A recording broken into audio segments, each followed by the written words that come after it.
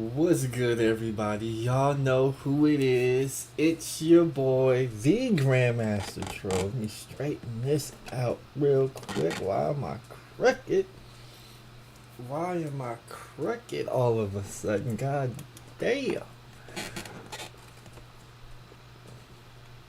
Okay, welcome back to the Grandmaster Troll Show, where we're giving y'all the best trolling content YouTube has to offer. We gonna be doing a lot of live streams. This is a first of a double header live stream. Reed Jones says I'm on early. I got no choice but to come on early. We need to get that AdSense money. No, we gotta fix the Corvette. It's not looking good. They may have to total it out. So who knows what's gonna happen? But it's your boy the Grandmaster Troll. Shout out to the Reject Army, the Nif-Nots, the dishwashers, the bedwearers, the defectors of the Black Order, the fallen soldiers of the masculine mercenaries.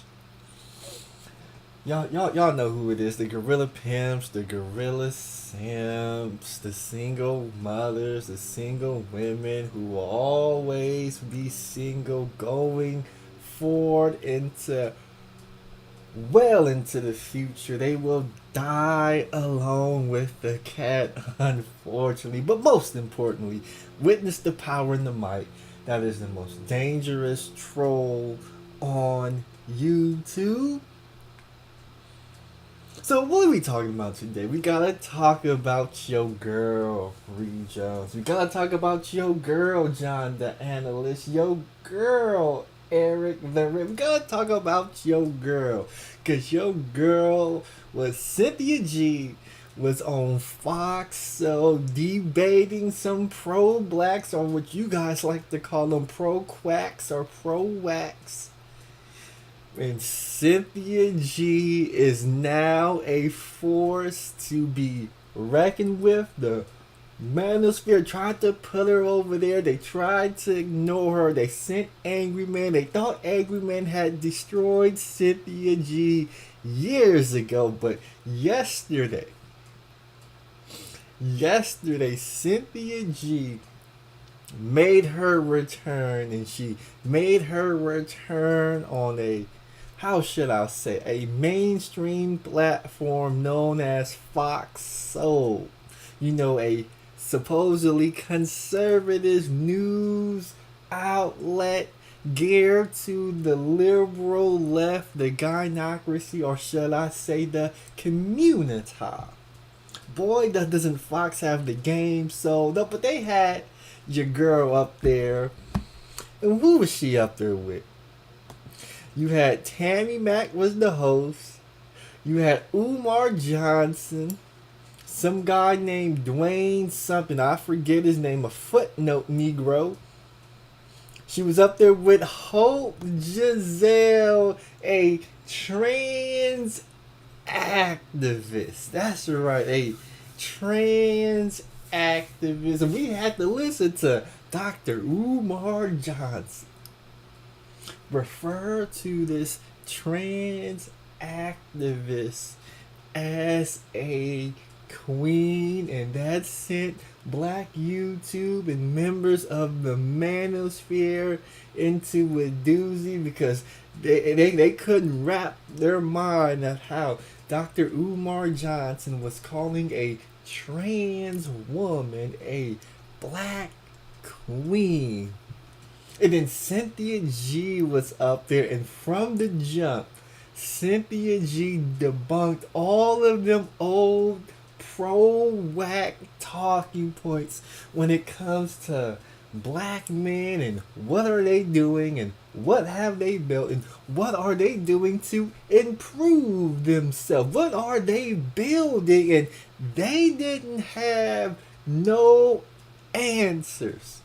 They couldn't put up a fight. They couldn't put up a debate. And it's troubling because they were speaking on behalf of black men out there. Because there's a lot of, believe it or not, even though there's a lot of red pill Negroes who may be in the chat, even though there may be a couple of Manosphere Negroes in the chat, and a couple of Manosphere Negroes peppered and sprinkled throughout the population of what is known as the ADOS community of black males, majority, and when I say majority, the overwhelming majority, their ideology falls in line with Umar Johnson and the other fat bald-headed dude who was up there. So we had to listen to an ass whoop. What should I do? Before I even play the ass whoop. Because there's a couple of dudes in the Manosphere who are leading this so-called new movement. And these Negroes are terrified to go on Fox Soul, show their face, and speak and debate talking points with these Negroes. They are scared. They want to play up the wall of silence. Way back when Manosphere 1.0, they had the wall of silence where you weren't supposed to be arguing and debating with crazy women on the internet. Then 2.0 came along and they realized they could make a lot of money debating and arguing with crazy women on the internet, so they engaged. Now you could argue if they won, you could argue if they lost, but when we look at the community and we see the destruction of the community and who's in control, who has the power, it is obvious that the Manosphere brethren have came up short. They have left a lot to be desired. When we look at all the single mothers, dysfunctional families, the impoverished backgrounds that people still find themselves in, the lack of opportunities that people say, the violence, the people getting gunned down in the street, broad daylight, on camera. It has gotten so bad that your boy Dr. Umar Johnson is asking the question, are black men at war? That's right, they are at war. In the trenches, camouflage, AR-15s, AK-47, flying airplanes, jumping out of airplanes, parachuting, letting off bullets, taking cover, Team Bravo, Call of Duty style. That's what Dr. Umar Johnson wanted to push on a mainstream platform, that men are at war. But when you dig into this subject, men are at war, the first question you gotta ask these men who are saying that they at war, when you step out of your house, what weapons do you have? What weapons do you use to protect yourself when you go onto the battlefield? Do you have a gun with you? Do you have body armor with you? Do you have a gas mask with you? Are you flying airplanes? Are you driving Humvees? These are all the questions people are going to ask when you start saying you are at war.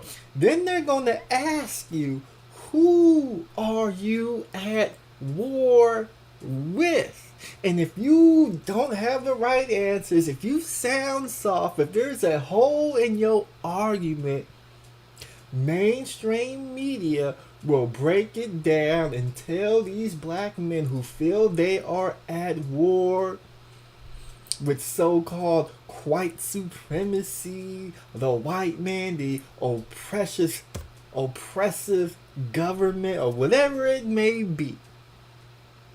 People are going to start asking questions. And when people start asking questions, you find out that black men are at war with BWs. Black men are at war with other black men. But the overwhelmingly thing that came about during this discussion is that black men are at war with the person who they look at in the mirror when they brush their teeth in the morning. That's who black men are at war with. They are at war with themselves. And when you be able to peel back the onions to the debate, to the discussion, and Cynthia G has to break down how you are at war with yourself, when Hope Giselle has to break down how you are at war with yourself, when the host, as fair as she was, has to take the side of Cynthia G and Hope Giselle because the evidence shows you are at war with yourself. I need people to tell me in the chat who black men are at war with, because when I was here, it didn't make no sense. You can't say you are at war with white people and white supremacy sitting in a house that everybody assumes that the white man built. You can't be on the computer using the internet that white man built. You can't be on TV with clothes that were made and stitched together by white people. No, you can't be eating the food. You can't be eating the food that you went to a grocery store that was owned by white people. When your very state of being, the way that you live, is constructed by the same oppressive system that you say you are at war with, people are going to think you are crazy when you're going around spending the money that white man gave you by trading your goods or your services or your labor for it. People are going to look at you crazy. And then when people ask, what are you doing to fight this so-called boogeyman known as white supremacy? And the first thing and the only thing you could say and pull out your ass is Martin Luther King, Malcolm X, Marcus Garvey, Civil Rights Movement. And then Cynthia G has to come on and tell you Martin Luther King was killed in the 1960s.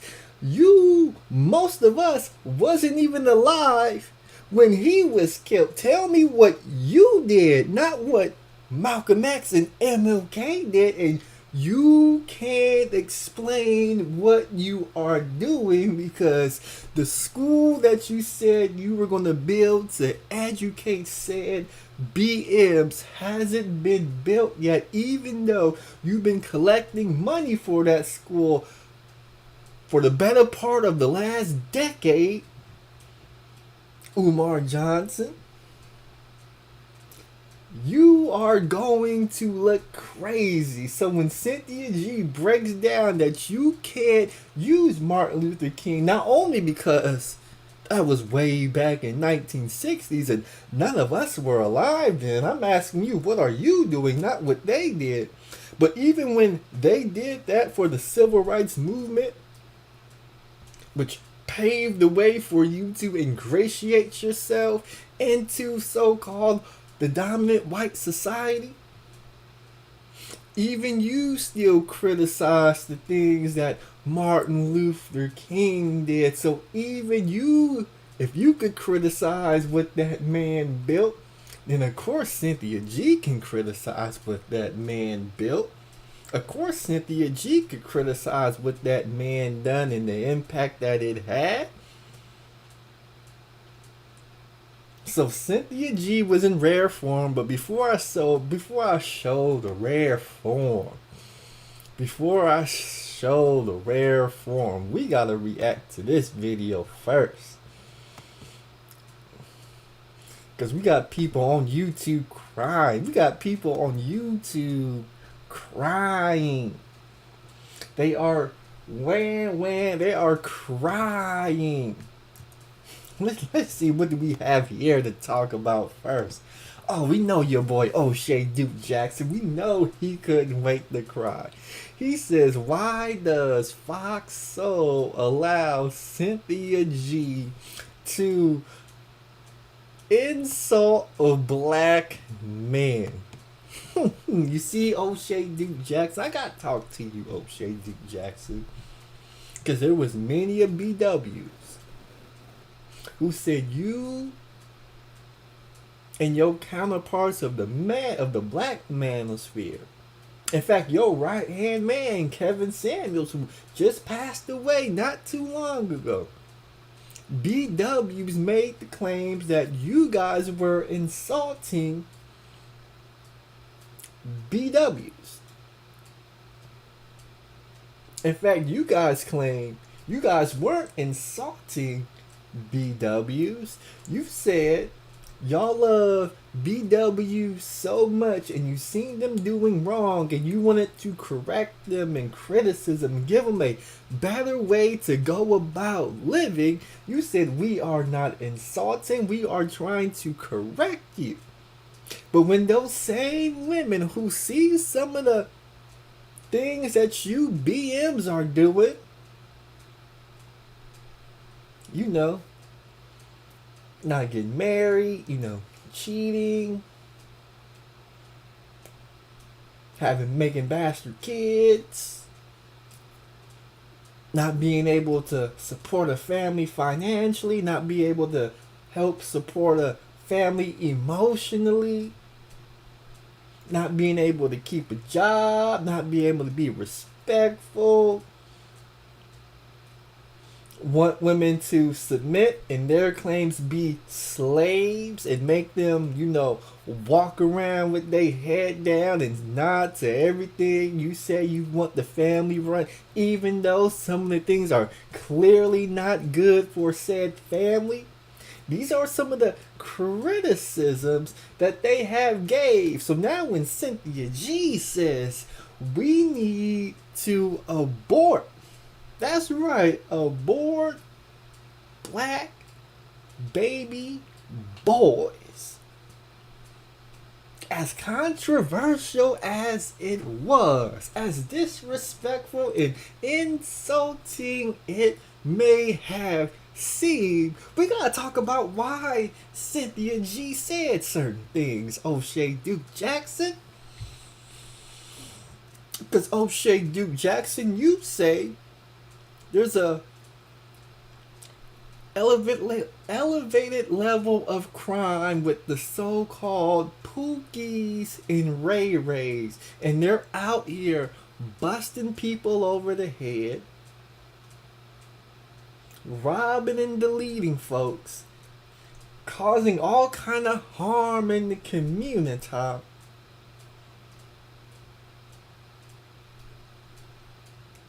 Cynthia G said, well, since the men who are fathering these children are leaving, why not we just abort the male child if the male child is going to grow up to be a Pookie and Ray Ray that will terrorize Democratic ran cities? Why not just abort the males and just raise the women? Raise the girls. No, I know your counter argument, O'Shea Duke Jackson. Your counter argument is, well, if these women would select good, upstanding brothers who would be decent fathers, they wouldn't have to worry about, you know, these male childs being born without male leadership, growing up and being undisciplined and thus committing all those crimes. Is well said. The only problem is, O'Shea Duke Jackson, is there's a men around you,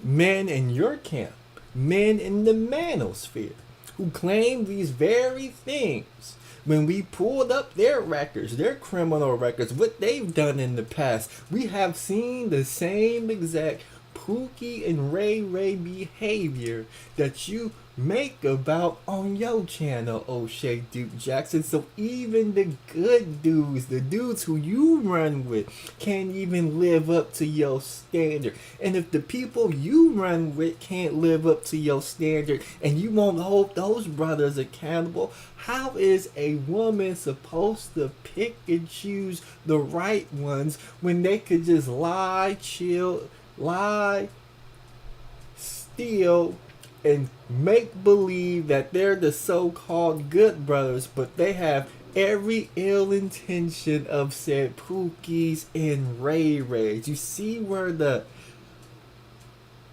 schism comes in, O'Shea Duke Jackson?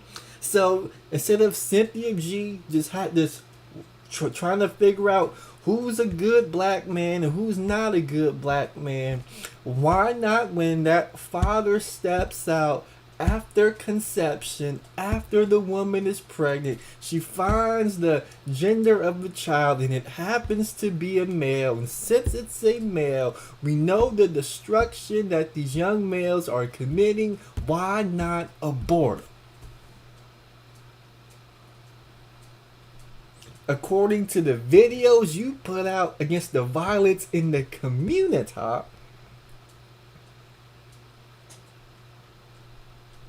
since people can't choose better, the next best thing is to abort said pregnancy.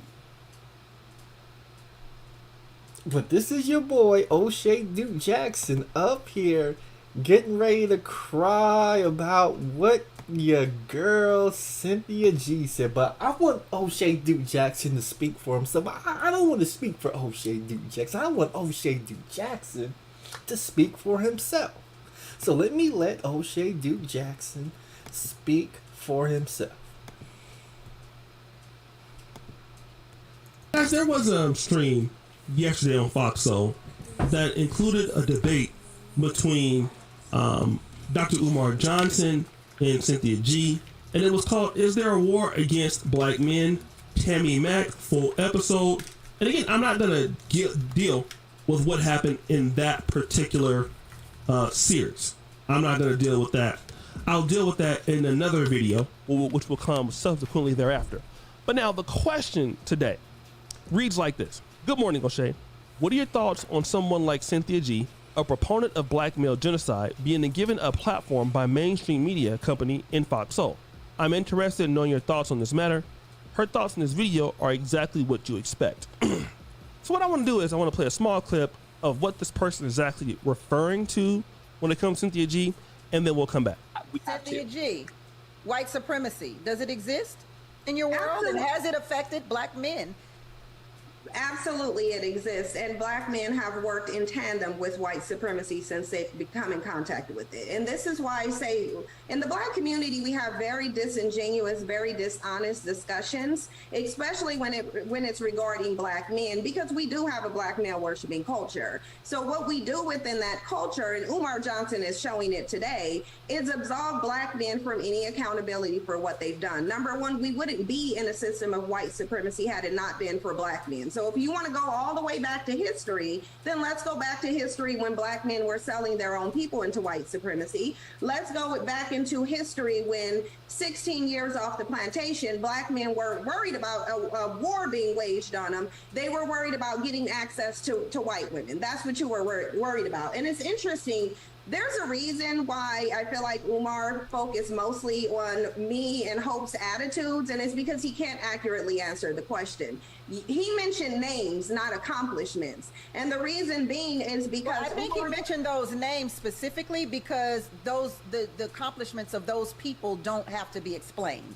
Right, but those accomplishments are also accomplishments that I've heard Umar Johnson speak negatively about, specifically the civil rights movement and how damaging it was to black people. But now he wants to sit here. Oh, what's up with these damn ads? Cynthia G was getting ready to cook. Here and say the very people who accomplished that were accomplishing something beneficial when in his own opinion, that wasn't beneficial and did more harm to the community than good. So I think that because we're having such a dishonest discussion where Black men don't want to take accountability for what they've done, they want to be the victims of society, but then they want submission from the women. The bottom line is I'm not willing to deflect from the fact that, number one, Black men are the greatest non-white contributors to white supremacy. Let's just be real. White supremacy couldn't even exist without Black men's compliance. They're always uplifting whiteness, biracial children, and trying to assimilate. And that's why I went back to the notion of the only time Black men truly feel like there's a war against them is when they feel like they're being punished for something white men do. At the end. All right, guys, we've heard this particular argument from YouTuber Cynthia G. Let's go. We got to stop the show before I let O'Shea Duke Jackson speak for himself. Your girl Cynthia G was in rare form. She broke down how, back in chattel slavery, it was Black folks, in particular BMs, who were participating in the slave trade, and they were selling folks who looked just like them to the Europeans, who were taking these slaves and bringing them to America. And then when they got into America, those same slaves, in particular the BM slaves, instead of fighting and dying for their basic human rights, they made the choice to participate in being a slave and letting the white man be their master. That's the choice they made. Now, people could say, well, if they didn't make that choice, then they were gonna die.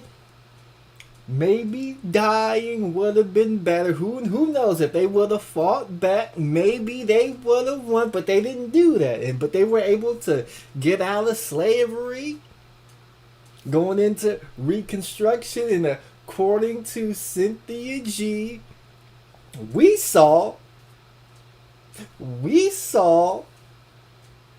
BMs not. I'm not saying it was a majority. I'm not saying it was a lot. I'm not even saying it was a little bit. But we saw BMs fight to marry white women. I believe Dr. Umar Johnson's distant relative, Frederick Douglass, I believe his name. I believe from what I've read in the history books, Frederick Douglass did marry a white woman. Now, I don't know the reason why, but there was a big thing about interracial dating and marriages and stuff like that, and people on both sides, I'm sure BWs were fighting to marry white men and white men, vice versa. I mean, that's just the way it went. That's just the way it went. So Cynthia G, she got all these talking points, and then, like I just said, people throw Martin Luther King because they think the accomplishments that he made speaks for themselves, but those same people who will throw that Martin Luther King card down, they will then say that, and criticize some of the things he did in the civil rights movement, and that criticism that you give, since you speak so harshly about it, you actually take away from some of the accomplishments that he made. And now Cynthia G is going to give you some pushback. But let's get back to your boy O'Shea Duke Jackson real quick, because he's getting ready to respond. I'm sure he's got a whole lot to say. There is even other content on her page that is even more extreme. You can consider it hate speech. It can go into really very meticulous detail. For some brothers, it can disgust you. But we're not dealing with her as an individual. We're dealing with why she has a platform. To be fair to her and Fox Soul as a company, because they have a Black female director who has reached out to me before, okay? This person has reached out to Kevin Samuels before, Dennis Sperling before, all right? And if not mistaken, The lady's name is Alicia Birch. Okay. Stop the show. You mean the people at Fox Soul reached out to one O'Shea Duke Jackson, reached out to one Dennis Sperling, and even reached out to the great Kevin Samuels, and y'all didn't want to go up onto the show, speak for black men on the behalf of black men. So since you don't go up there and bring this so-called new ideology out, which is Manosphere talking points, red pill talking points, or whatever it is in between the dating and mating between black men and black women, and also the new black man's plight, instead of you guys going up there and leading the new wave, they gotta roll out Dr. Umar Johnson and some other nondescript Negro so they could combat the likes of Cynthia G.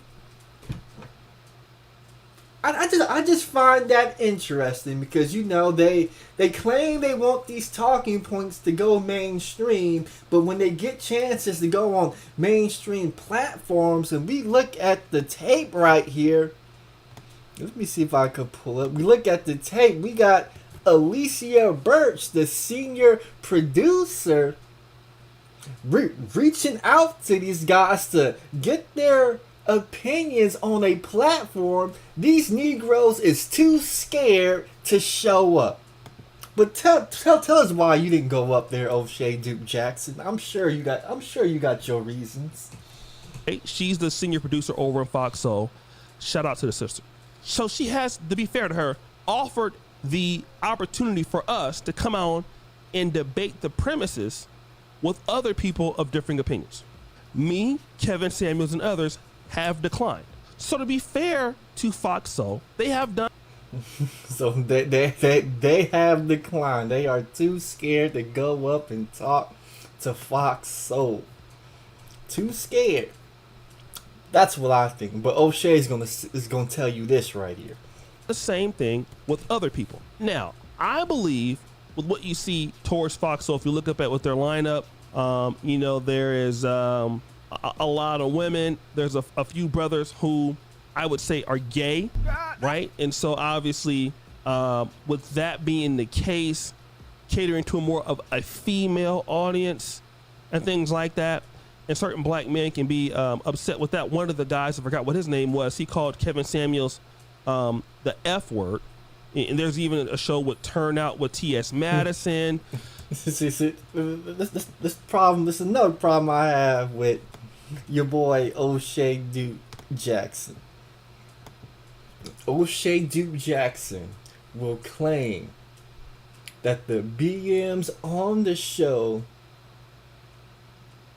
are part of the alphabet community. Now, I don't know if they are part of the alphabet community. I don't know if they have boyfriends. I'm not sure if they married and have husbands. I'm not sure if they're wives. I'm not sure if they're confirmed bachelors. But what your boy O'Shea Duke Jackson just did, he showed other BMs who were in particularly dressed up.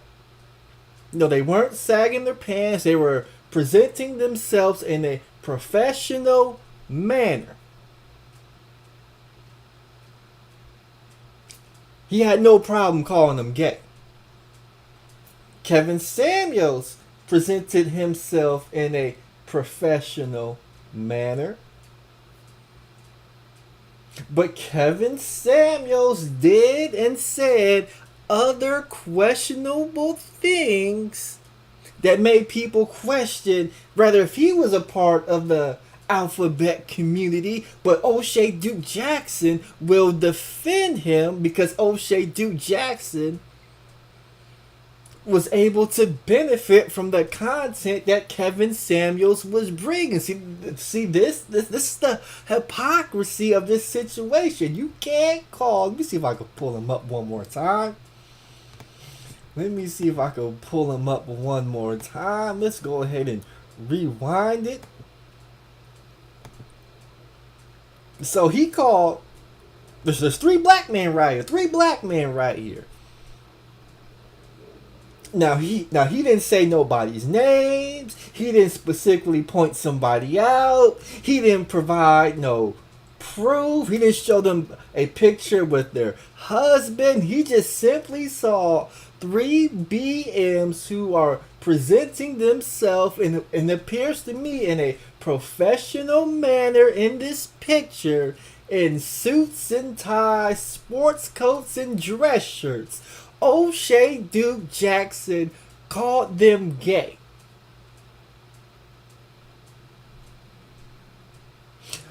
But when somebody calls Kevin Samuels a bundle of sticks or the F word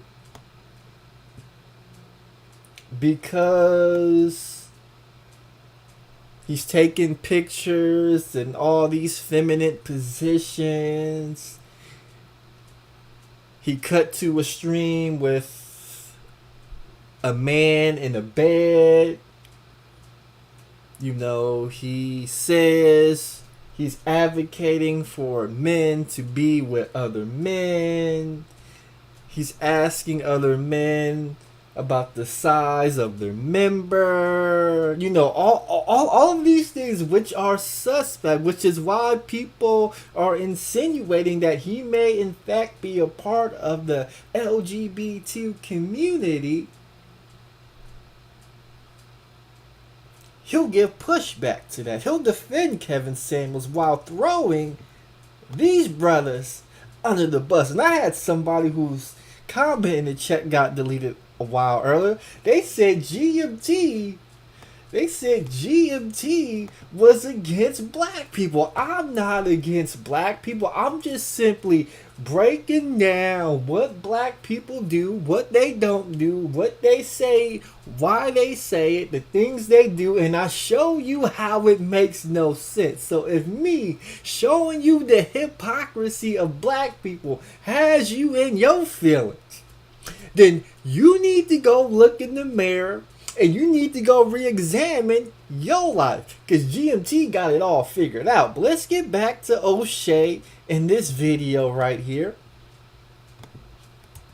Right? And so obviously, with that being the case, catering to a more of a female audience and things like that, and certain black men can be upset with that. One of the guys, I forgot what his name was, he called Kevin Samuels the F word. And there's even a show with Turnout with T.S. Madison. So it's very liberal leaning, very left leaning, and obviously something that caters towards black women. The reason why that is because black women pay. That's why that is. I'm not saying that black men won't pay, but black women is the biggest, you know, advertisement crew that you can get. They shop. They take advantage of a lot of the content. Let's say Tiffany Haddish style content, Sheree Whitfield content. So they watch this stuff, all right? So, of course, when you have that situation, people will cater to them, all right? But now we need to talk about somebody like Cynthia G. Now, Cynthia G has her positions against black men. I want to, for chits and giggles, defer to her. I want to tell her that she's right about everything. I will give her no argument about white supremacy, black men being responsible for it. Here's why Fox Soul is very worthless and why discussions on there are worthless. Because a person like Cynthia G, who will come on and talk about these issues, which for this particular situation, I will say she's right. Well, what does Cynthia G go ahead and do? Still go out there and reproduce with the same black men that she's complaining about. Which is why, going on Fox Soul. Oh, you see how these Negroes do. They will get up there, and as Cynthia G is whooping Negroes' asses, giving out verbal ass whipping to the point where you can't even disagree with the things Cynthia G said. In order to discredit Cynthia G and why these conversations are worthless, because allegedly, because we haven't seen the paperwork, but we have reason to believe beyond reasonable doubt that Cynthia G got pregnant by a Negro named Robert Perkins, who already had 4 baby mamas, and I believe Cynthia G is number 5. So because Cynthia G had a child out of wedlock with a Negro who already has 4 baby mamas, who he claims he does everything he can, and he's a part of all the kids. He's a well father, and he's a father to all of his kids, and he's providing for all of his kids, and their baby mamas or the kids don't want for anything because he's there supplying whatever provisions are needed. We're going to use this to discredit Cynthia G and deflect away from the point that black men are at war with themselves, and they allow themselves to be in an unfavorable position, and instead of them doing what they need to do as a collective, because there's individual BMs all across the country, all across the world, who are fine stand-up gentlemen who get the job done. But as a collective, what we talk about in this space, as a collective, they leave a lot to be desired. So when we talk about these BMs as a collective or as specific individuals who ain't hitting on ish, we can't address that because we worried about who Cynthia G had a kid with.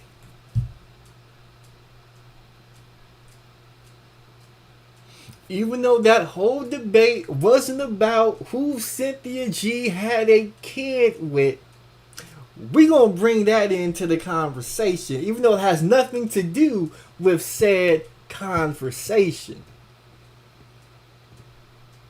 Last time I checked, Cynthia G hasn't broken any laws, Robert Perkins hasn't broken any laws, and the kid hasn't robbed, killed, hit nobody over the head, hasn't deleted anybody, hasn't caused any harm, or hasn't even had a chance to reprocreate, and then that kid has gone up to do some of the things that people say kids born into single mothers do, because they're in so-called impoverished, disenfranchised situations.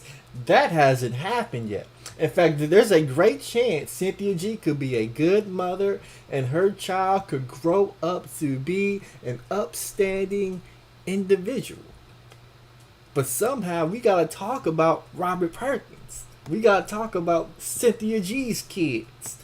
We don't want to have the conversation. We want to duck and hide. But I'm gonna let this ad play. Is a waste of most men's.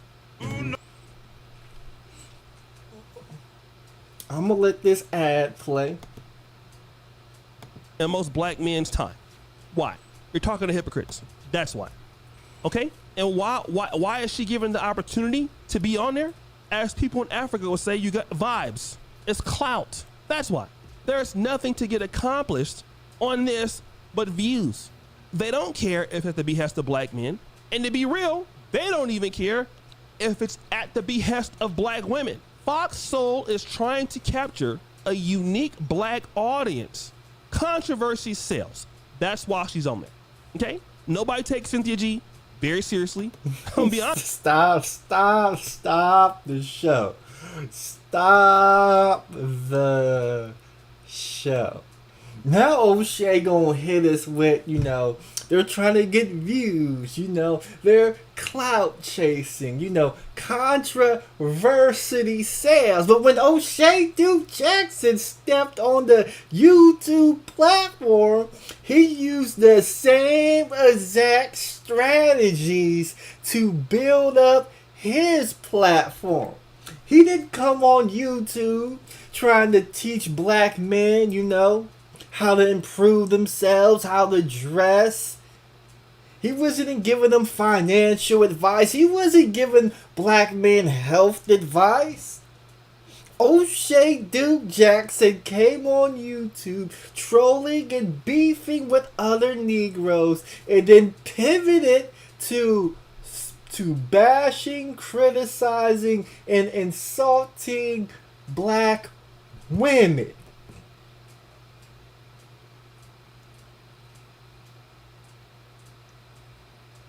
Had a whole podcast, Brother Bill podcast, built off bashing and critiquing black women. Brought on numerous panels on the Sunday Rumble to involve themselves in effery and bullshit. This is what O'Shea Duke Jackson on this platform. To the point where he had Patreon members. People were sending him money via cash apps and super chat. This is what O'Shea Duke Jackson did. But when Fox Soul sees that they could do the same thing, and he's just assuming that that's what Fox Soul wants to do. We don't know Fox Soul's intentions. Maybe they want to have the real conversation and bring in so-called educated people who have climbed and built their platforms onto a point where we can have honest conversations and move in a positive direction. But O'Shea Duke Jackson wants to say Fox Soul is clout chasing. They're not being honest because they're talking to the Cynthia G's of the world. Even though Cynthia G has a very, very, very, very strong argument, so strong of an argument that even O'Shea Duke Jackson couldn't even counter any of the talking points she had on that show.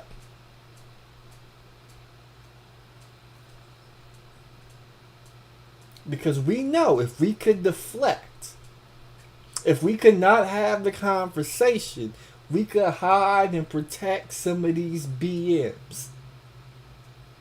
We could hide and protect how BMs have come up short. We could not point out how BMs are coming up short. So that means these BMs will never start to plan ways on how to do better.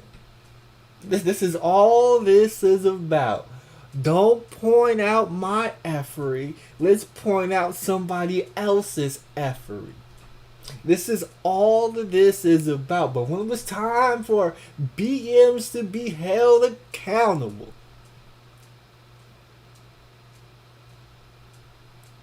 they don't want to do it. In fact, when it's time to hold BMs accountable, you will hear dudes in this space say, what about the women? The women are the problem. The women is the single mother. This is what dudes in this section say. But when you're holding BMs accountable for their actions, it don't matter what those BWs do. Because if you're accountable for your actions, the first thing somebody's going to ask you, if those BWs are so terrible, why are you trying to take them out on dates? Why are you having kids with them? Why are you marrying these so-called toxic BWs? Why are you looking at these BWs? Why are you thinking about these BWs? I thought you were SYSBMing. I thought you had your passport and you was going overseas to find you a wife. I thought you was getting ready to move out of Babylon and go to Colombia and start anew. Why are you even thinking about these BWs? Then we gotta ask you, well, why haven't you done all those things? Is your money right? Do you have skills to get a job and be self-sufficient in a third world country?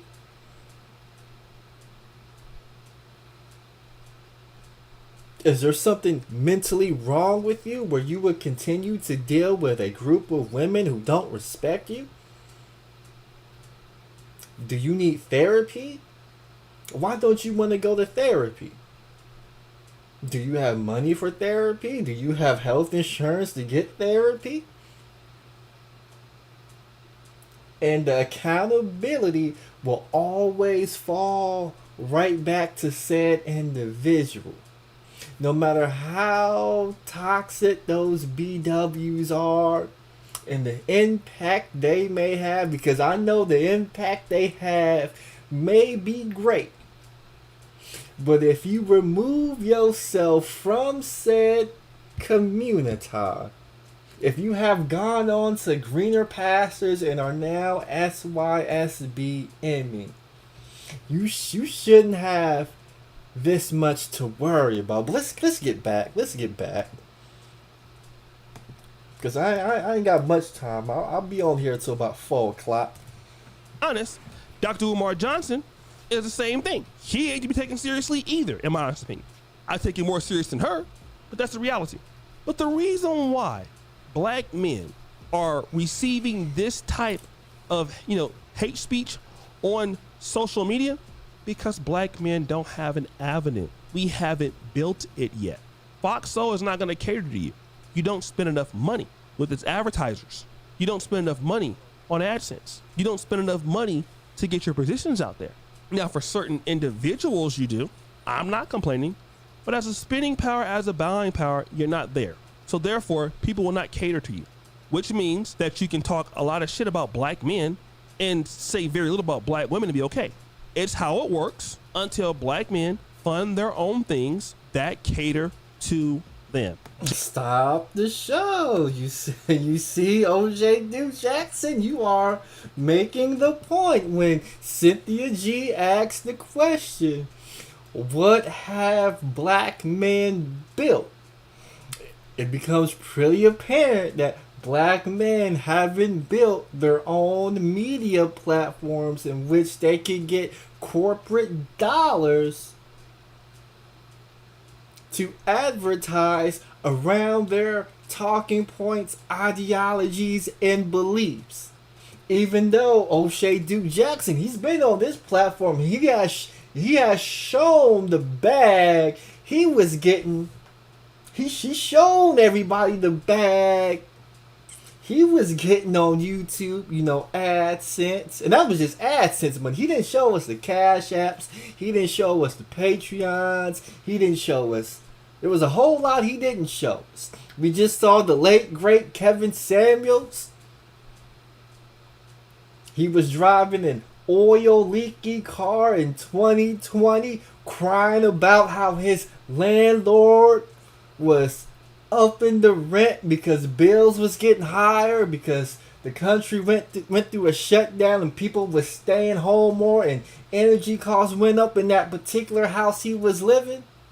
And in between that 2020 into 2022, according to various news reports, Kevin Samuels was worth multi-millions of dollars. Kevin Samuels, I'll say it again. Kevin Samuels passed away, and that gravy train, that media machine that he was building that was printing money, since he didn't have his business affairs in order, that channel, which was generating money, is no longer generating said money that could have been used to help fund the plight of the black man. In particular, the black men who he was serving in this space. But we want to use all these excuses. We got another Negro. No, he buying all the fancy jewelry, the latest sports cars, Louis bags. But when it comes to, building that platform in which brothers are paying big money out of their pockets, instead of taking that next level and taking media production seriously,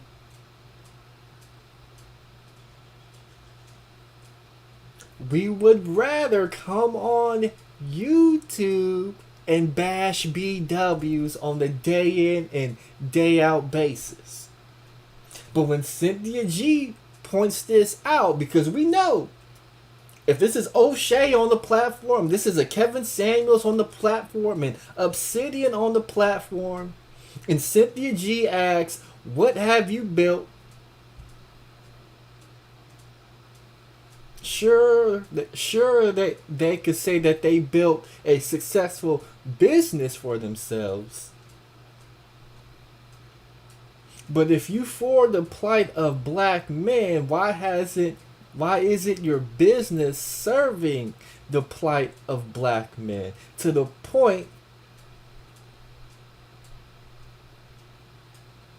where your beliefs and ideologies can enter the mainstream world?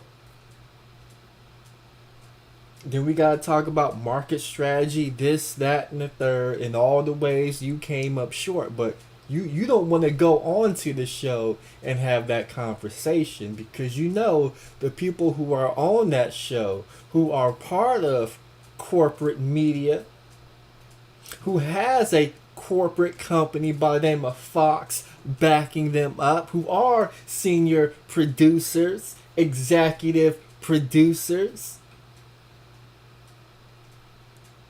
Once you get up there with that bullshit, you know those people, based on their background, rather if they were propped up, rather if they were given those positions because they earned them, slept to get those positions, or however they came onto those positions, they know enough to counteract your bullshit. So when they ask you to come on those shows and have these conversations, deep down, you know you gotta fall back, because you gonna get a verbal ass whooping.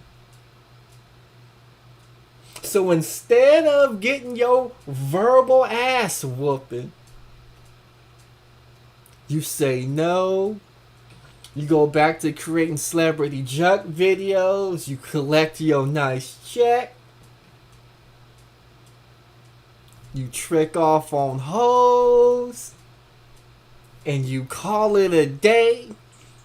So now Dr. Umar Johnson, he has to go on the show. And he gotta ask questions about the school that he's supposed to be building, that he hasn't built yet.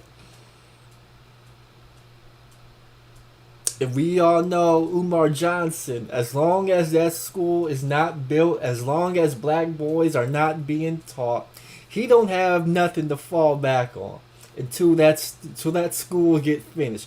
Once that school get finished, then Umar Johnson can talk that ish. But until then, there will always be a hole in his defense.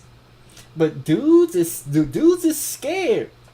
Dudes, yeah, that's right. Dudes in the Manosphere, dudes who y'all have supported and given money to, they are terrified to go on a platform such as Fox and have the conversation and have the debate, because they know a verbal ass whooping is coming.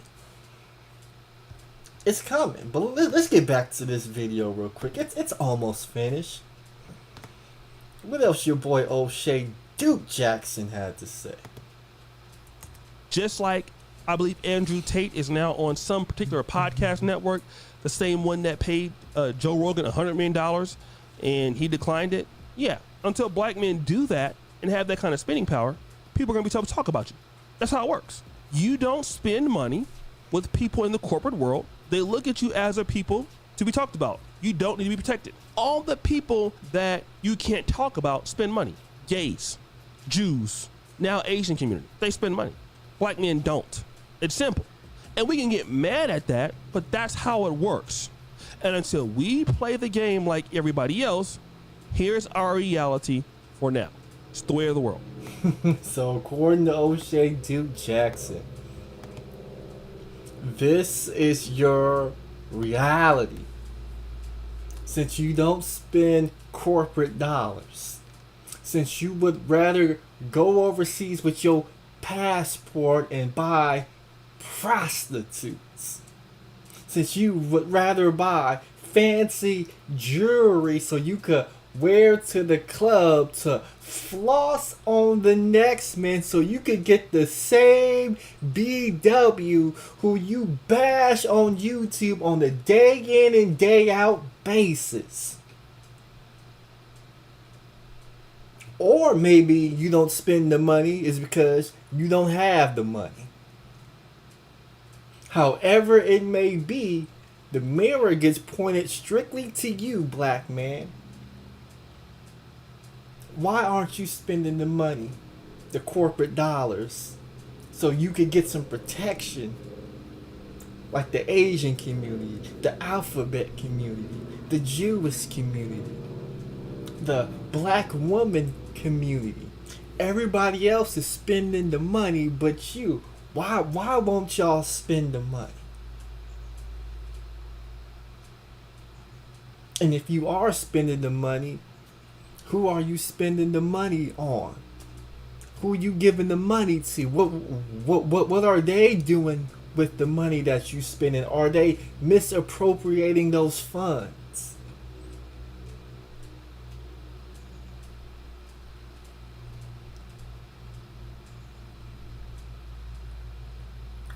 This is how Cynthia G was able to go on Fox Soul, show up and show out, because we know as a collective, y'all Negroes have came up short.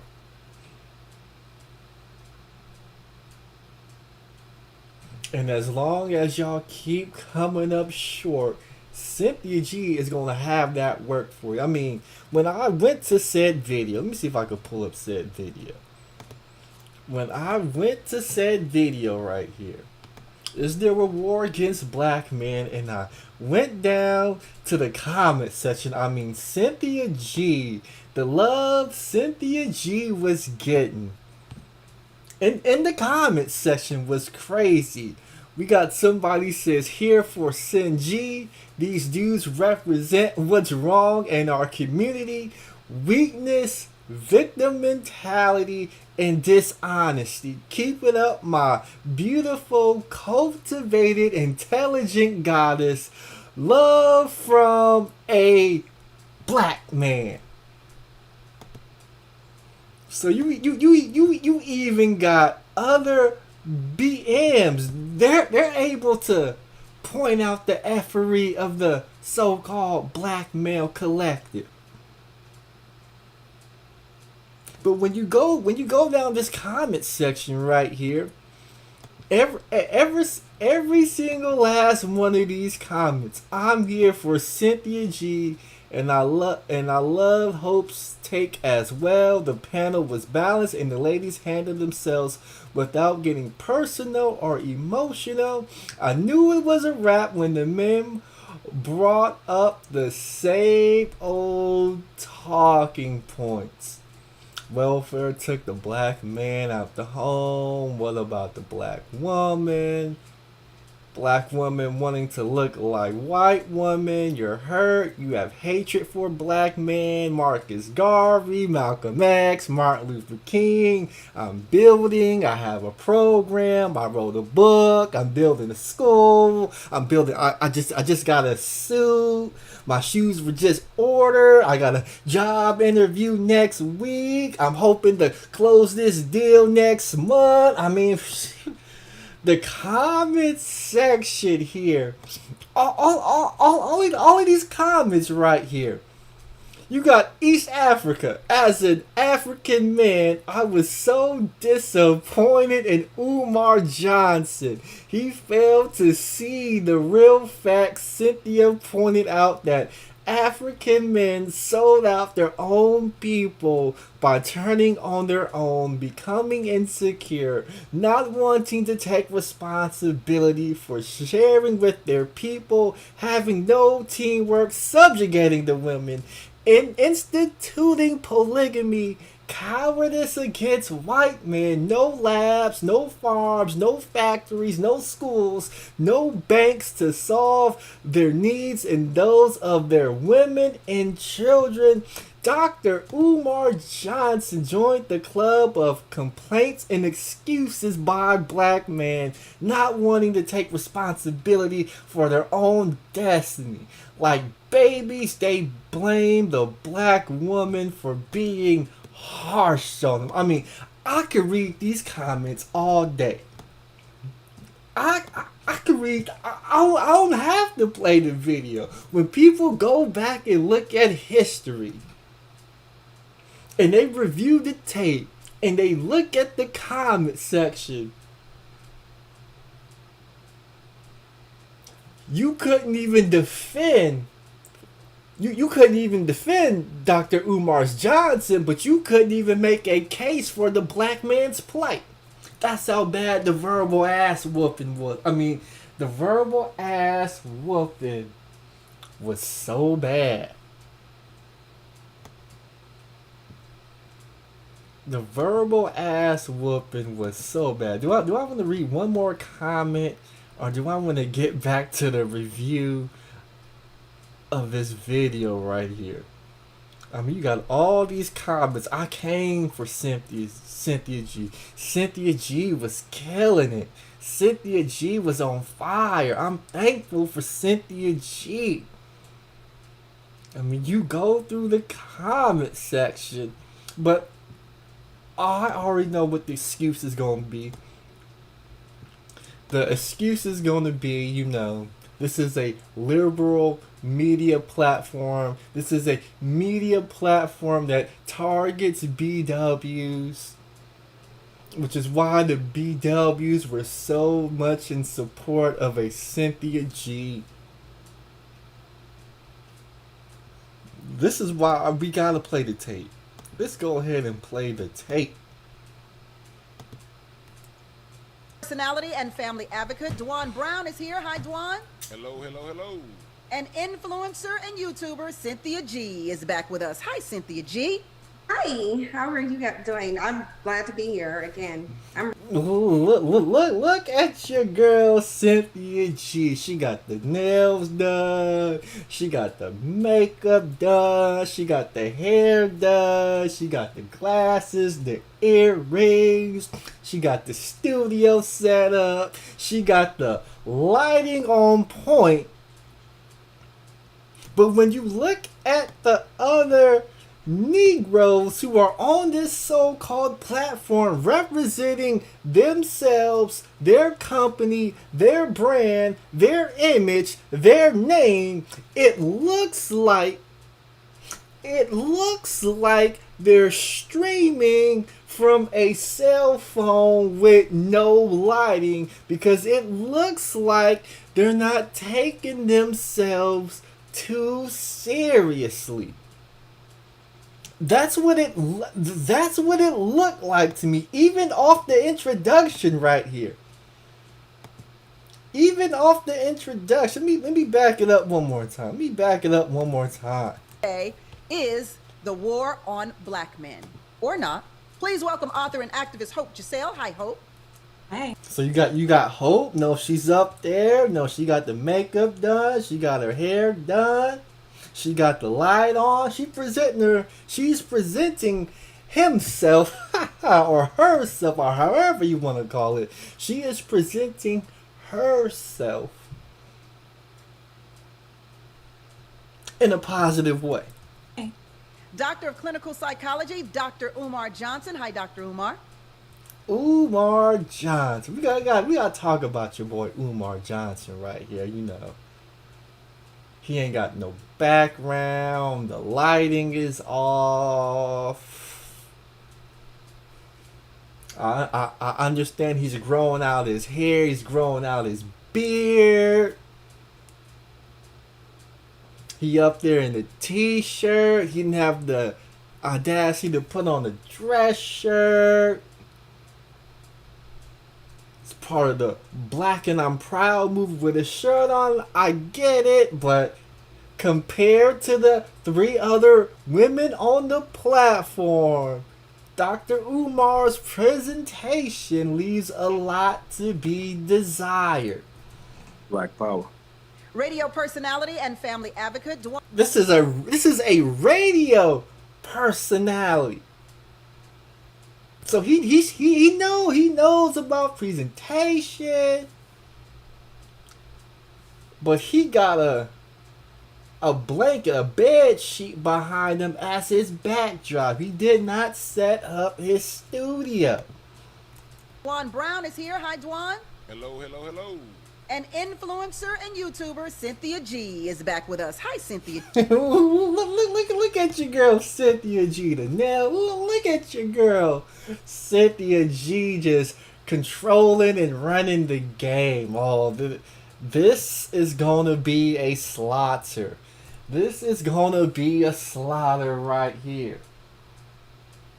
They said, why didn't I mention Cynthia G's power weave? I mean, just look at the presentations. The women's presentation is head and shoulders above the men's presentation.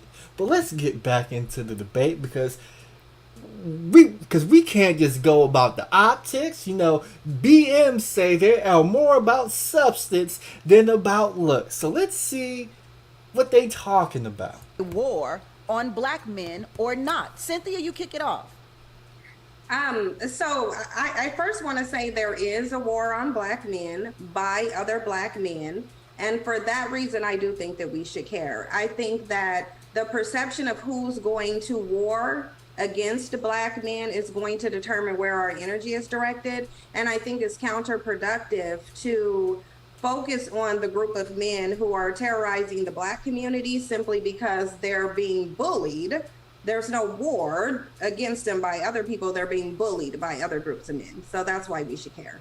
Dwayne, why should we care as black Americans if there's a war out on your kind, being black men? We should care because black men are the breadwinners of our society. And what we've seen, especially over the last 50 years, is the jobs that black men specifically take have been taken away to other countries or put back into prison, which has then affected the whole family, which caused the so-called war on black men, like Cynthia G just said, happens when black men fight each other.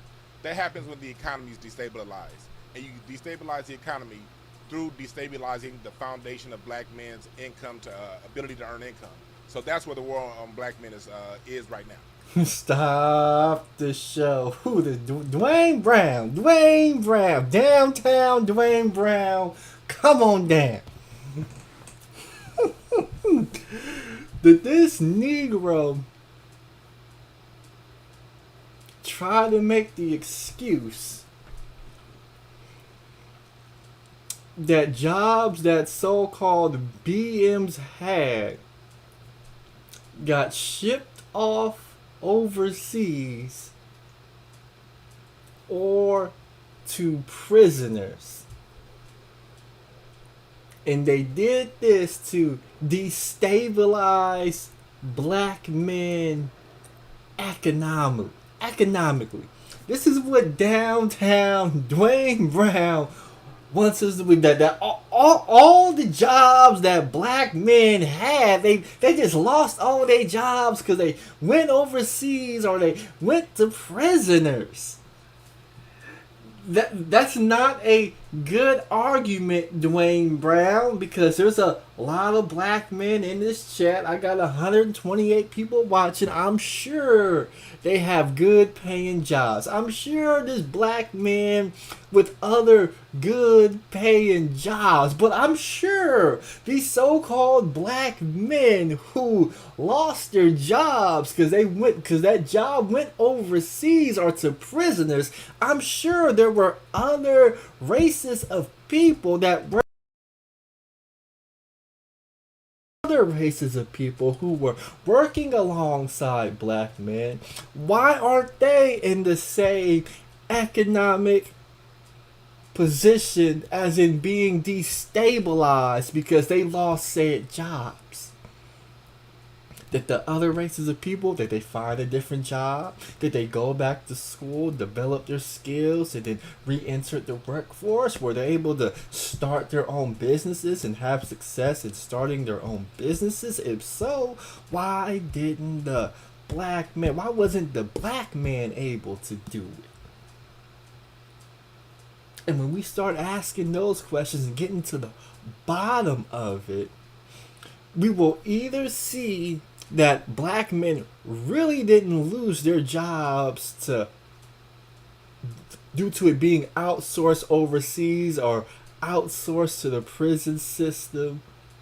We will really see that these so-called black men refuse to apply themselves. They would rather do other things, because Cynthia G said there's a war between black men and other black men, and they're terrorizing the community, meaning they're fighting over the drug trade, territories, and they're killing each other over whatever beef is happening out there in the street. But that's what Dwayne Brown had to say. Let's see what else happens. Hope, why should black people care? We should care simply because when black men are not happy, black women can't thrive, and then the black household and black families don't flourish. I think that as long as black men feel attacked, they're always going to turn that back where they feel like they have the most power and honestly say so, which is the black family. Oftentimes that energy that we pour into who is doing what to other people is then neglected within our own black men, and then they cannot thrive as fathers, as nurturers, as caretakers, as heads of the household. But they can only do that if we acknowledge that there's a problem outside of us. Dr. Stop the show. So according to Hope Giselle, our transgender activist, she says we should care about if there's a war on black men, because if black men are being attacked, if they're out here in the streets, they're in danger, they're going to take whatever's being afflicted upon them, they're going to take that back onto their families, and they're going to inflict that pain on their families. Seems like a fair argument to me. I mean, I don't see how somebody could argue that. But let's go to Dr. Umar Johnson, because, you know, he was probably the one that wanted to have this conversation. He's probably the one that set this all up. Umar, you, my sir, are a black man. Why should I care about a war being waged against you? If you care about the future of black people, then you naturally have to care about the destiny of black men. When you look at most of the pathology in the black community today, from black on black crime, to single female-headed households, to poor academic outcomes, to unemployment, much of that is due to the war against black men. So if we want to survive and thrive as a black family and as a black community, we have to implement solutions for black men. So Cynthia G says that... Stop the show. Stop the show. So the key thing that I got from what Umar Johnson said, the reason why you should care about the war on black men is because you have to care about the future for black people. The future of black people. And I'm glad Umar Johnson said that. Because you can't expect the B-Dub to care about the future of BMs if BMs don't care about their own future.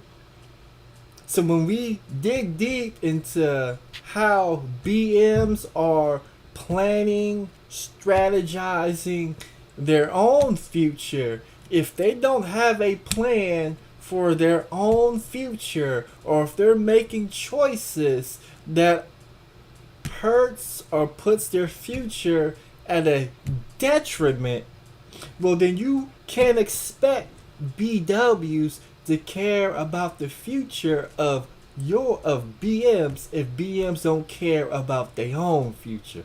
And from the acts that we see, BMs on Black YouTube, in the Manosphere, in the conscious community, whatever sector of Black YouTube, we will see that BMs will make choices that hurt their own future. So if they don't care about their own future, we had Pastor $40. He was working a job as a nurse. I guess a patient came in, was an attractive young lady. She had stomach pains and all that and the third. Your boy Pastor $40. He put his medical career on the line by receiving fellatio from said patient in the doctor's office, and we all know that having sex with a patient at the hospital or the place of practice is a no-no and jeopardizes your future in the medical field. But time and time again, BMs continually make decisions that hurt their future. So if BMs don't care about their own future, you definitely can explain these other BWs to care about your future. Point blank, period. Let's get back to the show. The war is waged against black men towards black men. So everything that you just listed, Cynthia would suggest that that is the fault of the black man on his own. And I would disagree with that. All of the problems that black men have were introduced by the white power structure. We do not control the school system. We do not control the criminal justice system. We do not control the economic system. All of the problems that we struggle from were introduced by the white power structure. Black on black crime is a byproduct. It is a second-hand influence of the white power structure against black males. Stress, depression, fatherlessness, unemployment, miseducation, lack of economic opportunity. These are the ingredients that contribute to black on black crime. You cannot do an effective and accurate analysis of black on black crime until you first do an effective and accurate analysis of white on black crime. Boy, Umar Johnson said a whole lot. I want to break down this argument one by one. The reason I want to break down this argument because they make a lot of excuses for Negroes for doing the wrong thing. Go ahead, Umar Johnson. Break it down again. Break it down again so I could break you down point by point. Listed, Cynthia would suggest that that is the fault of the black man on his own. And I would disagree with that. All of the problems that black men have were introduced by the white power structure. All the problems the black men have was introduced by the white power struggle. One day that may have been true. If you were born into slavery, all your problems was by the white man's power struggle. Reconstruction, you probably was born into a situation under the white man's power structure. Jim Crow, no, you couldn't work at certain places, you couldn't drink at certain water fountains. Sure, black man's power structure. But here in 2022, some of y'all was born even in the 1980s, 1990s, 2000s, 21st century. We are here. The white man ain't whipping you. You are no longer a slave. You could drink at any water fountain. You could go to any restaurant and sit down. You don't have to go to the back. You based on what Martin Luther King and people like him did during the civil rights movement, they have effectively taken the white man's foot off your neck. So now that we realize we're in the 21st century and not back in the olden times, now we could reset and have this conversation. Because what Umar Johnson says, this is what he says. structure. We do not control the school system. We do not control the school system. I love that argument. I love that argument. We do not control the school system. I'm glad you said that, Umar Johnson, because when I went to school, you know, I learned how to read and write. I learned basic science, basic math. I learned all of that. I graduated high school, even went to a couple of colleges. You're right, black folks did not control anything, but whatever I wanted to learn, it was there. And then even after school, due to the internet, we got all this technology, we got laptops. I could literally get on YouTube or go on Google and learn just about anything, or sign up for a class, a course, or a program to learn any skill or trade. So even though black folks may not necessarily control the school system the way we would like to control the school system, if you go to school, sit your ass down, shut up, and go there with the intent to learn and gain knowledge,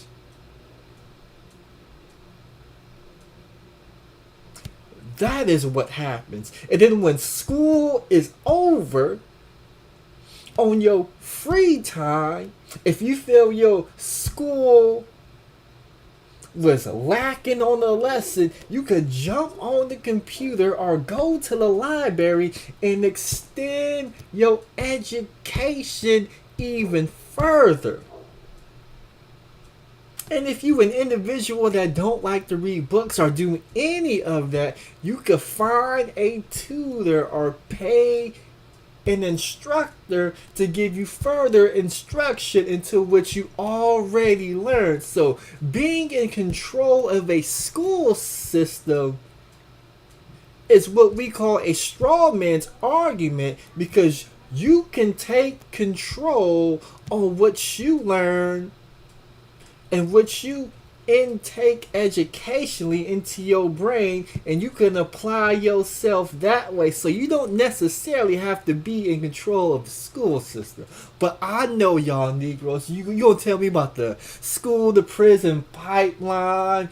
You gonna tell me the environment for learning isn't good because you got all these other kids acting the fool, throwing tantrums, bringing drugs to school, bringing guns to school. Well, if schools are so bad that you can't learn, they even have a thing called homeschooling where you could get homeschooled. If the schools you feel ain't right, you have the ability to homeschool your kids. But we in the community, we don't take education too seriously. Ain't that right, Dr. Umar Johnson? So since we don't take education very seriously, even though we can homeschool our children, but you know, homeschooling our children is going to be a big inconvenience because, you know, the parents got to go to work, you know, they're working 9-to-5 jobs, they're in poverty, they can barely make ends meet, so they can't make the sacrifice to homeschool their children. So they will continue to send their kids, in particular their black boys, to a school in which you have dubbed it the school to prison pipeline, where they will be subjected to all kind of abuse and, according to what you guys say, racism. They will be treated unfairly when they break a rule, and it's time for them to be disciplined. Their discipline will be much more harsher and more severe than their white or non-black counterparts. But since you don't care about education, you will continue to subject your children to that abuse, because that's how much you value your own kids. But we all know school isn't that bad. If your kid goes to school, doesn't break the rules, shut up and listen to what the teacher has to say and turn in his homework and applies himself and puts in the extra effort, he will graduate an honor student, just like so many other black boys who went to school, graduated with honors, and was able to go on to college. So we got by that argument. What else you got for us, Umar Johnson? Because I love these excuses you was given to us. I love the excuses you was given to us. What's another one? We do not control the criminal justice system. We do not control the criminal justice system. Meaning, what this means is the criminal justice system is falsely imprisoning black males for crimes that they didn't commit. So what these pro-blacks like to do is they like to point out certain crimes where, unfortunately, black men, they serve 20, 30 years for a crime they didn't commit. No. Every once in a blue moon, we'll learn about a prisoner who was wrongfully sentenced. And sure, it does happen. It happens to a number of people. And that's just the flaw in the criminal justice system. But when somebody is caught on camera deleting people, hell, I just did the story a couple of days ago on Ezekiel Kelly. He was charged with attempted murder, running from police, and all these other felony crimes. Given a 3-year sentence, and even though we don't control the criminal justice system, he served only 11 years of a 3-year sentence. And then when he got out, he went on Facebook Live and went on a killing spree.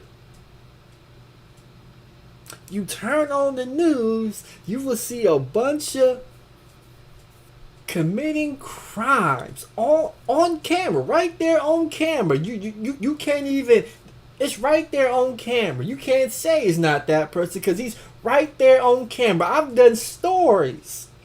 I even did a story where a BM who was a father killed his own daughter because he was mad at his baby mama. He represented himself in the courtroom, was acting a damn fool, and then at closing arguments, even though he said he didn't kill his daughter, when it was time for him to do closing arguments, when he closed, he finally admitted and said, I did kill whatever his name his daughter was.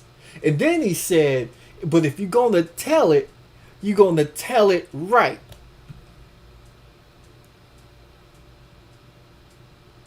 But if you don't want problems with the criminal justice system, it's real easy. Don't involve yourself with crime.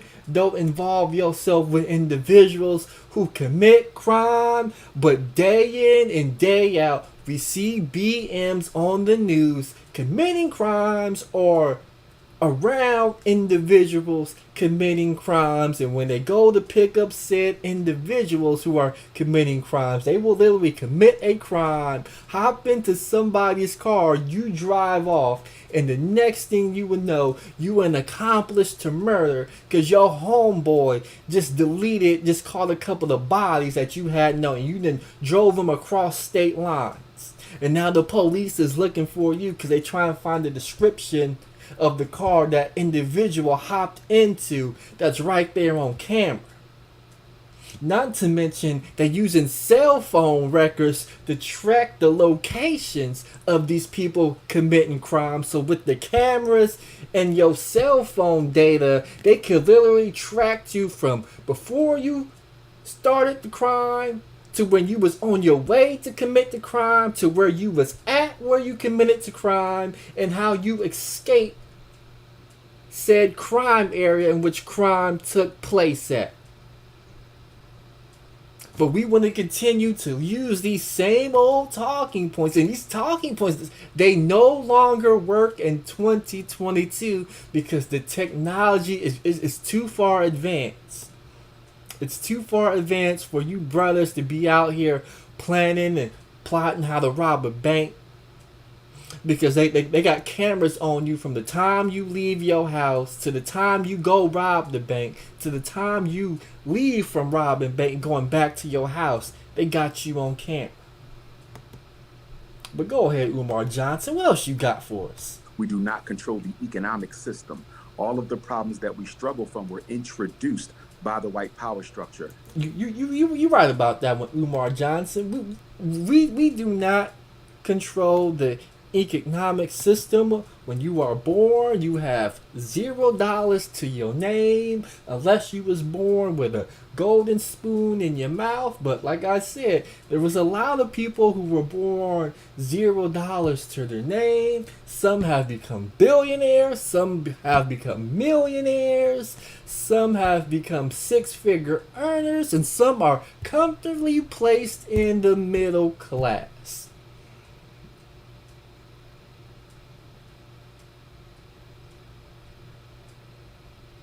But in this game called life, what you get in is what you put out. And if you got $0 or you barely got 2 nickels to rub together, I don't know what to tell you other than you need to go get a job or find a way to make some money. Period. Black on black crime is a byproduct. It is a second-hand influence of the white power structure against black males. Stress, depression, fatherlessness. So you got stress, depression, fatherlessness, all brought on by white supremacy, which leads to black on black crime.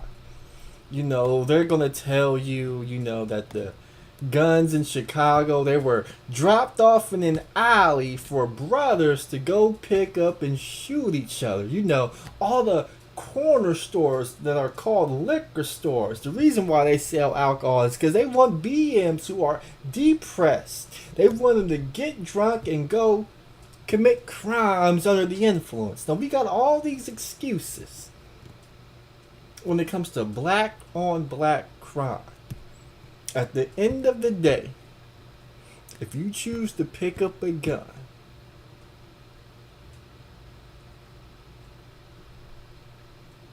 go to where the ops are at, load the gun, point the gun, fire the gun. That is a choice that individual made, and that is a choice he's going to have to pay the repercussions of. But even when Umar Johnson is making this argument about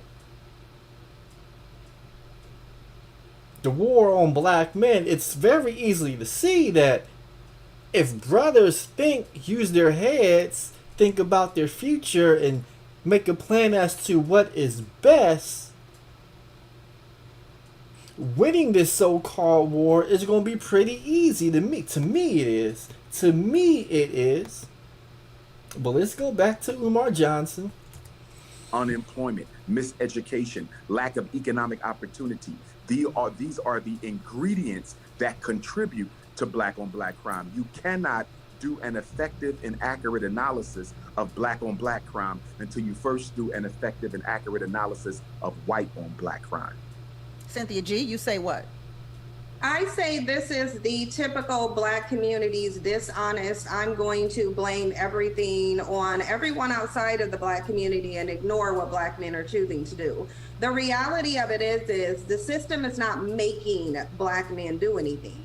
Whether black men have schools where they can send their boys to is up to them. Whether black men just choose to educate themselves so that they're qualified for positions that will give them the income they need to support their families, that is on black men. Nobody's forcing black men to walk away from their children. Nobody's forcing Black men to murder Black women every 5.5 hours. Nobody's forcing Black men to abandon their children, publicly display how they don't like or care about their children. No one's forcing Black men to do anything. And I think it's a great disservice to pretend that someone is forcing Black men to do things rather than to put the accountability where it needs to be, which is Black men. If they have an issue with the system, they should have addressed it a long time ago. You don't get to complain that you don't have any power in a system that you didn't fight to have power in. You fought for assimilation. You did not fight for equality. That is on you. I think we're making excuses at this point.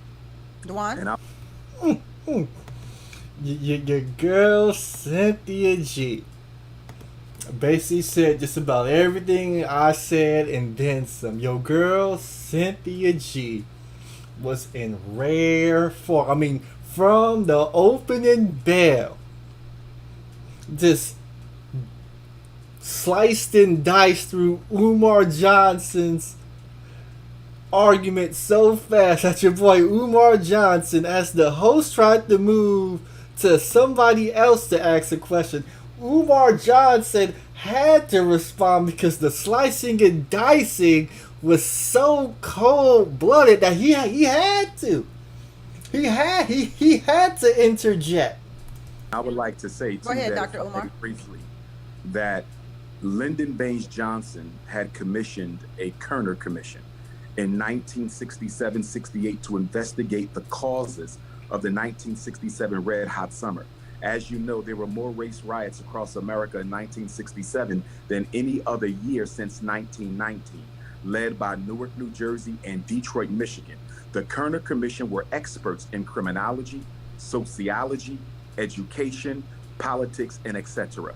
They produced a book that is, I believe, at least 500 pages that details the reasons why those riots took place. And according to the president's own commission, the problems that exist in the Black community were created by the white power structure, maintained by the white power structure, and enforced by the white power structure. So Cynthia G's position is totally inaccurate and has been refuted by expert testimony coming from the Kerner Commission itself. And I would also say, good sister, that Dr. Martin Luther King Jr. was assassinated. One of the reasons Dr. King was murdered is because the Kerner Commission was released, which would have gave Dr. King all the ammunition he needed to lead his breadbasket campaign. Even the white power structure admits that the problems Black men face were introduced by the white power structure. And to go on. Stop the show. Stop the show. Because this is what these old pro-blacks love to do. I mean, it could be year 2100. These pro-blacks is still going to be pointing to Lyndon Baines in the hot summer of 1967 and 1968. They still gonna be pointing to the race riots in Detroit, the Watts riots in California. They still gonna be pointing to something that happened 100 years ago to deflect and make excuses for what's going on today, because when these young Black men who are born today, they have no idea who Martin Luther Jr. King was, who Lyndon Baines was. They don't know nothing about no race riots in Detroit or in Watts or in whatever country you want to point to in America. The only thing they know is they need money. They need it now. They don't want to work for it. They're able to get a gun and they're going to go rob somebody for it. Or they're going to see a attractive BW. They want to have fun with said BW. They're not going to wear protection when they're having fun with said BW. They're going to get BW pregnant. They're not in a position to be a good father, so they run from those responsibilities. And somehow the reason why he's doing this is because it's documented in a 500-page book that was written in 1968. You see how the excuses are already built in for black men? I mean, imagine. If all the bad things I did in my life, I could point to a book that was written in 1968. I could point to the assassination of Martin Luther King. I could point to white supremacy. I would never have to take responsibility for anything that I'm doing. But this is the argument that these pro-blacks make, and they sound ridiculous. Go look at the comments. Says when you make these arguments, you sound ridiculous. And the reason why you sound ridiculous is because, one, people don't know about the Lyndon Baines and the race riots and the book that was written. So when you bring said individuals who are involved in degenerate behavior and you tell them the reason why you're doing this is because Martin Luther King was assassinated, you sound asinine, Dr. Umar Johnson. And I say that respectfully. You sound asinine. But let's go to downtown Dwayne Brown. On top of that, to bring further evidence that Dr. Umar, what he's saying is right, we can go back to 1967 in South Central LA. There was one murder, look it up. There was one murder in South Central LA in about an 18-month period between 1967 and 1968. Why? Because there was adequate resources. UCLA was bringing black people in for free when it came down to it. When it came down to it, jobs were plentiful. When black people were adequately resourced, you didn't see black men killing each other. So when we talk about, this thing that's going on, it's not that anyone is forcing black men to kill each other. That's not what nobody's saying. There's a cause and effect relationship between everything. And we're talking about having a full cause and effect, full on viewpoint of what's going on. What's the cause? What's the effect? When you live in a violent society that murdered its way to make the country and goes around the world enforcing murder, what's going to happen in that country is similar to what's going to happen outside the country. So we got to look at that. And when we talk about black men killing each other, it's just a handful at the end of the day. When black men interact, 99.9% of the time, the interactions are positive or neutral. Well, then you don't have an argument for the system because the whole system isn't doing anything to you. It's just a handful of people, right? But I wish we could get out the 1960s and jump into 2022. I feel like this is also another way for black men to gaslight because they know they have done absolutely nothing. Even if you are complaining about the system and the Kerner Commission and all of these policies, you failed to do anything about them. It is your failure to address the issue as men that have these problems going on. You can say it's only a handful of black men killing other black men, but the reality of it is you don't have the same energy when you're talking about police shootings of black men. Then you act like the entire police department, every last one in every single state, is doing something to you. But now when it comes to black men terrorizing the community, making the community unsafe, killing black men, women, and children, now you want to go to, oh, it's only a few of them. Be that as it may, the bottom line is the issues that black men are inflicting on the community are issues that we should be focusing on. I want to get Hope in on this real quick. You got Cynthia G just sliced and diced another artist, sliced it. It's only a handful of Negroes. It can't be that bad if it's just a handful of Negroes. I mean, if 99.9% of the interactions between black men and other black men are positive and neutral, then it really can't be that bad. I mean, you literally debunk your own talking point, Dwayne Brown, and Cynthia G just sliced and dice them talking points.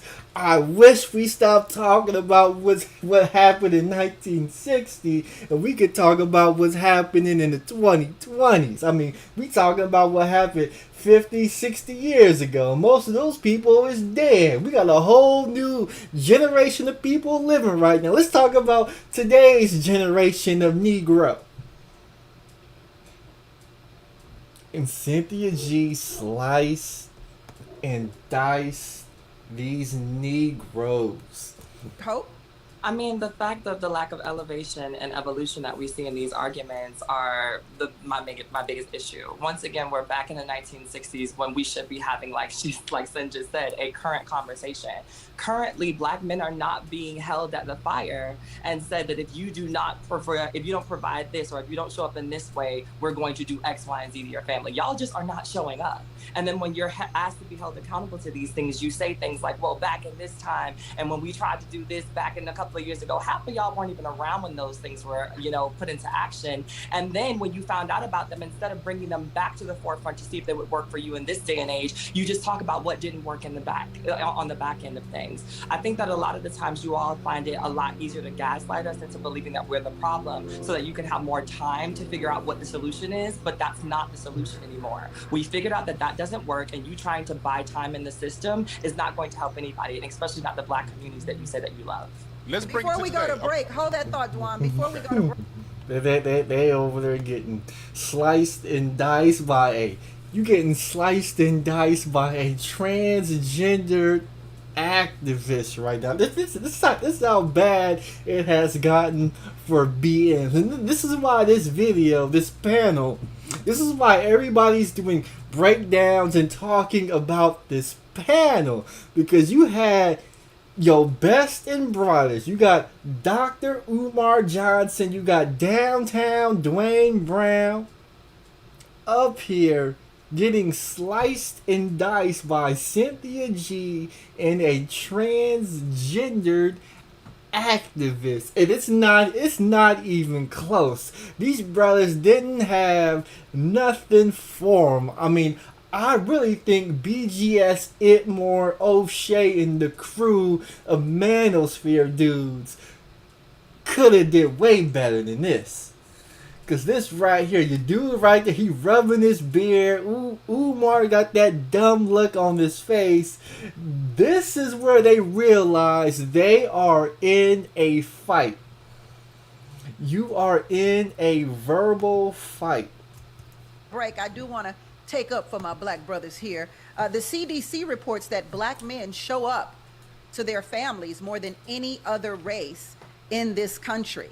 Black men are taking their children to school. Black men are playing sports and doing outside extracurricular activities with their children more than white men, more than Asian Americans, more than any other ethnicity in this country. But we'll continue to talk about the war being waged against Black men when we return on Business of Being Black with Tammy Mack on Fox Soul. We'll be back. Welcome back to Business of Being Black with Tammy Mack. I am Tammy Mack, and the business of being Black today are Black men.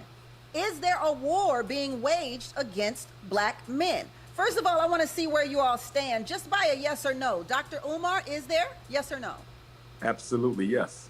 Hope, is there? No. Dwan? Absolutely, yes. Cynthia G, where are you on this? The only war is the war that Black men are waging against the Black community. So is that a yes or no? Yes, there is. Dwan, if there is a war waging against Black men, do Black men have allies? No. The only allies we have is our other, I would say we don't have any outside allies as far as any other races, no. The only allies we have are Black women who are on code with Black men. Because I was about to be real mad. I was about to go ham. No. Now he gotta tread lightly right here, because if he messes up, he will get sliced and diced. So now we don't have any other allies in this war. No other racial groups who are allies. But then he says BWs who are on code. By this, I mean, I think he means, the mammies and the so-called pick-me's like they have been described in this space. But we have seen that these mammies and these so-called pick-me's, they have received a lot of pushback. So I guess these will be the BWs who are not on code. And if Dwayne Brown, if he don't say the right thing right here, he will get sliced and he will get diced. Let's see if he gets sliced and diced.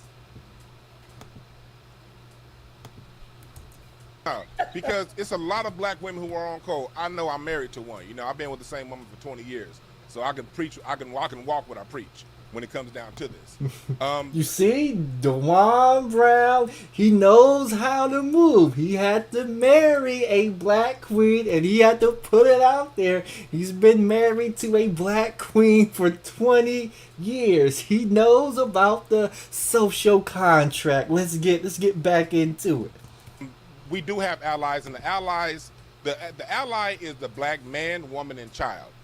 With this whole fight between black men and black women, it's like the women forgot about the kids. It's like it's this whole war going on, and it's like the kids be damned. You have people like Dr. You Umar. jumped on me there, Dwayne. You jumped on me. I don't even know how we got to the kids. No, because we're all one. Black man, woman, and child. Are you talking about the kids that black men abandon and publicly talk about how they don't want those children? I can't speak for your life, but all I know is my father's always been there for me. My wife's father's always been there for her. I'm there for my wife. My grandparents were there. I have married lineage. I can go back 400 years of marriages. So then your boy Dwayne Brown, he fought back. He got personal. Your boy Dwayne Brown, he got personal.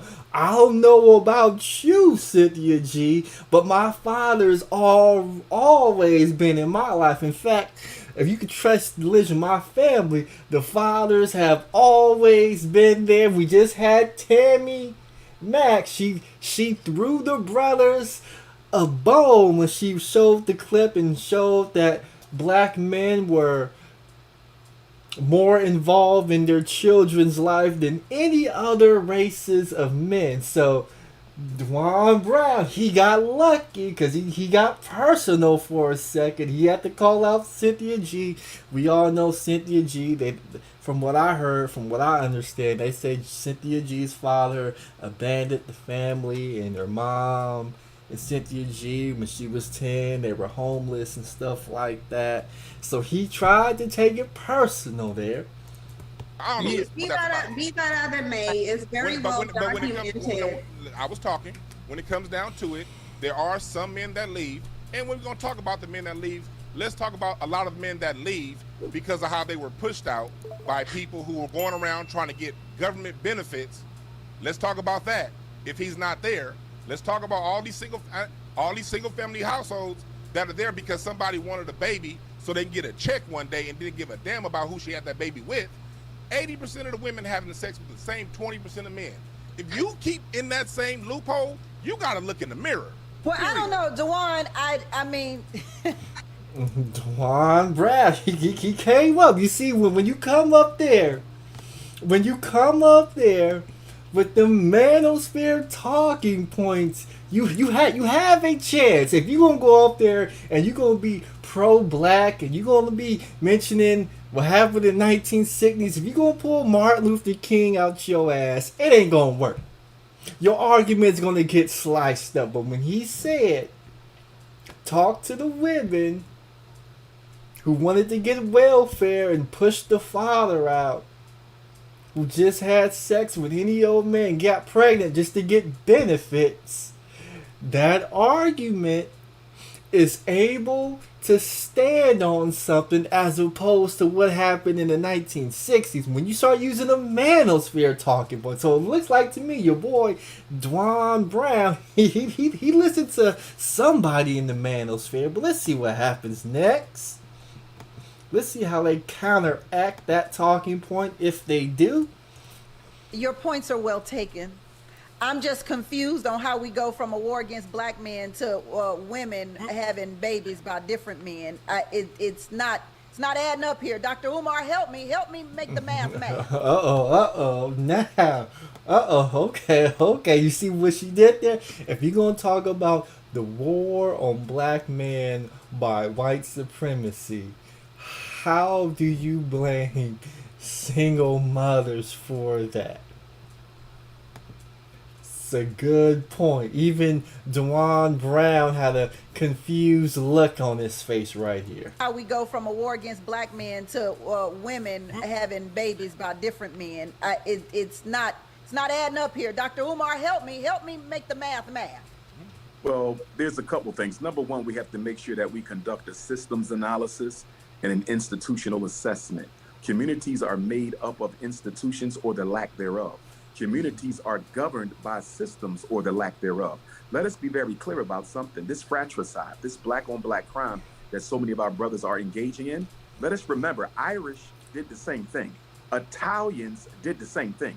European Jews did the same thing. And in the 1930s and 1940s, the United States government decided to upgrade them to white status, and in so doing, gave the Italians control of the fire departments in the black community, gave the Irish control of the police departments in the black community, and gave the European Jewish immigrants control of the civil service municipal jobs that they still control in many city centers today. The point that I'm making, Tammy, is that America gave Southern European immigrants an economic stimulus package. Before they gave that economic stimulus package to Jews, Irish, and Italians, they were doing the exact same thing black men are doing today, selling drugs, breaking the law, running in gangs, killing one another. But the government intervened and aided them. The reason black male pathology is still going on 30, 40, 50 years later is there has been no resolution, there have been no solutions, and there have been no governmental intervention. With that being said, I'm not waiting on the government to solve the problems of black men. We as black men have to unite, come together, organize, and solve our own problems. Just because we can admit that the government introduced pathology into the black community, we can still take full responsibility for ending it ourselves. Hope, I see you nodding. Yes, because I feel like when you can name all of these things so eloquently and so beautifully, and yet y'all still fail at being able to do these things after years and years and years and years and years of trying, where do we find a new solution? Because if you can't talk to each other, if the old men are scared of these new boys because they're a lot wilder than y'all were, because they're a lot more buck than y'all were, what ends up happening is I see that a lot of y'all see these young boys, and instead of addressing them, y'all are afraid of them, and so you walk away and say, well, that's their generation's problem. And Stop the show, because Dr. Umar Johnson, I think that was the best argument Dr. Umar Johnson could make. You know, the government gave these different ethnic groups a stimulus package by putting them in charge of important institutions that were going to be there for a while, and the BMs got skipped over and they were subjugated, and before those other groups were in positions, police force, fire department, Hollywood, or whatever it may be, those same individuals was out in the street committing crimes, you know, running alcohol back in prohibition, and all this other stuff. And then Hope gets on, well, if that's the problem and BMs aren't advocating to be on top of an industry, and I'm going to have to disagree, because there is one industry that black folks have made. You know, when we talk about hip hop music and how many billionaires and millionaires, and we talking about $1 billion industry that was built and created by BMs, that allows a bunch of BMs throughout the last 30 to 40 years be able to create music, get fame, make money, and then take that money and start other business ventures. But even within that industry, you will see individuals in that industry keep the same crime element, go out and commit murders and still rob people,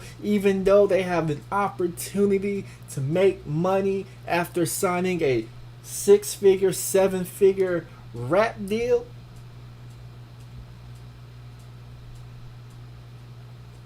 But that was Umar Johnson's biggest argument.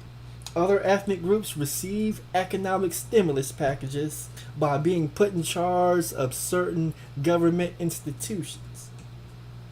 Okay. I'll give you that argument, Umar Johnson.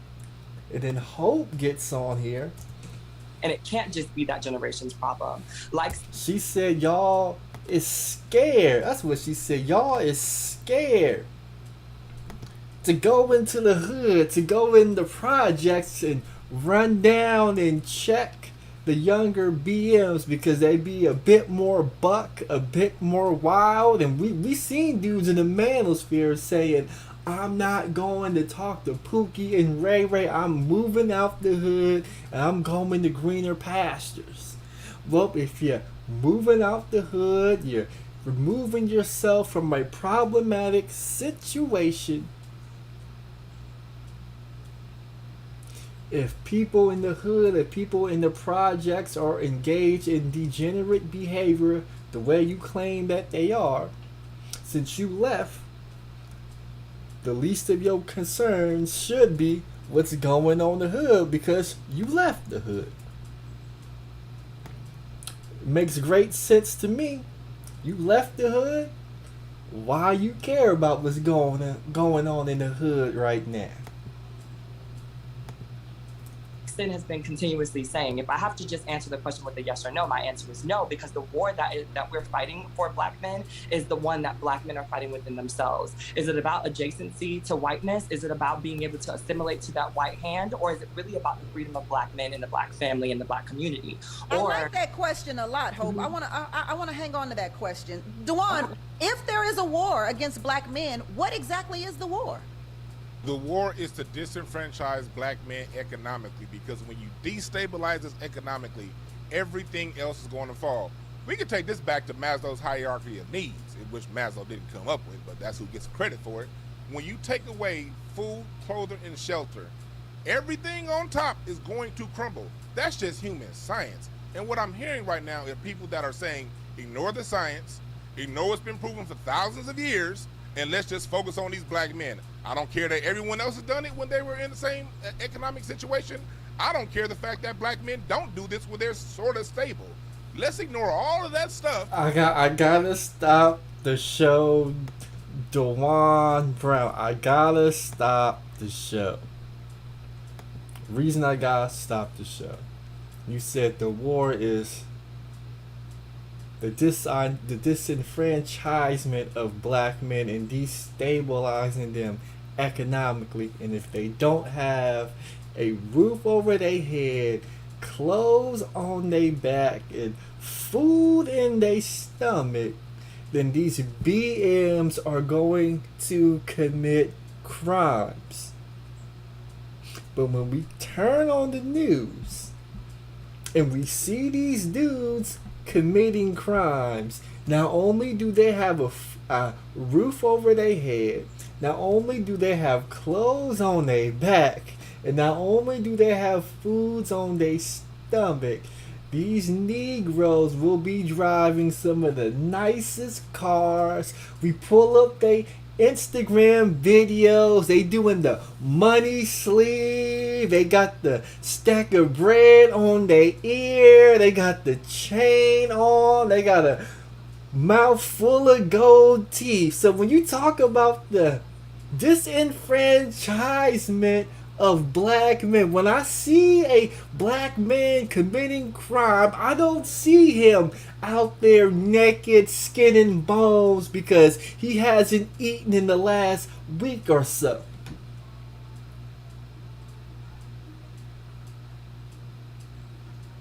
Every time I see these new Negroes, and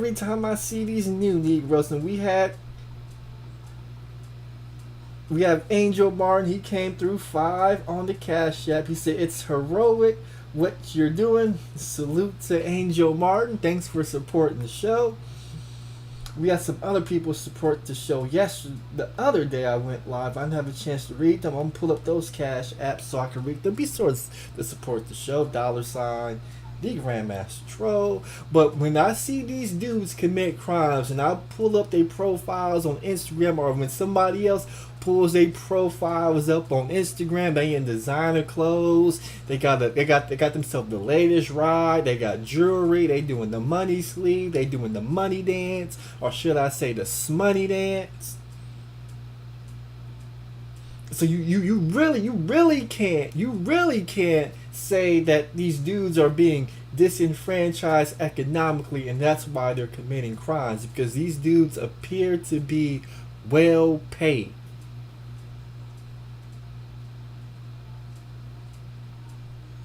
Whether it be by illegal means, whatever it is, they are well paid.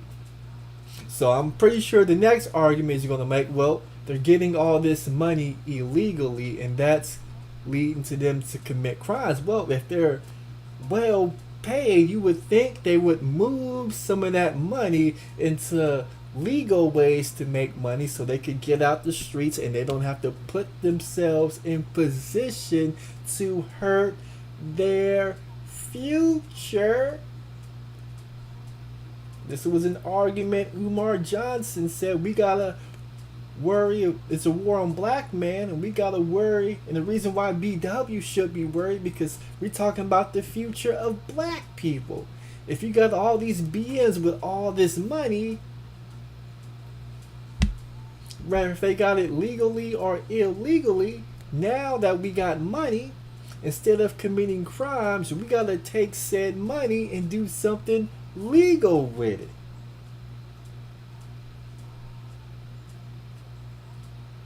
Because we care about BM's future. I don't think these Negroes care about other people's future.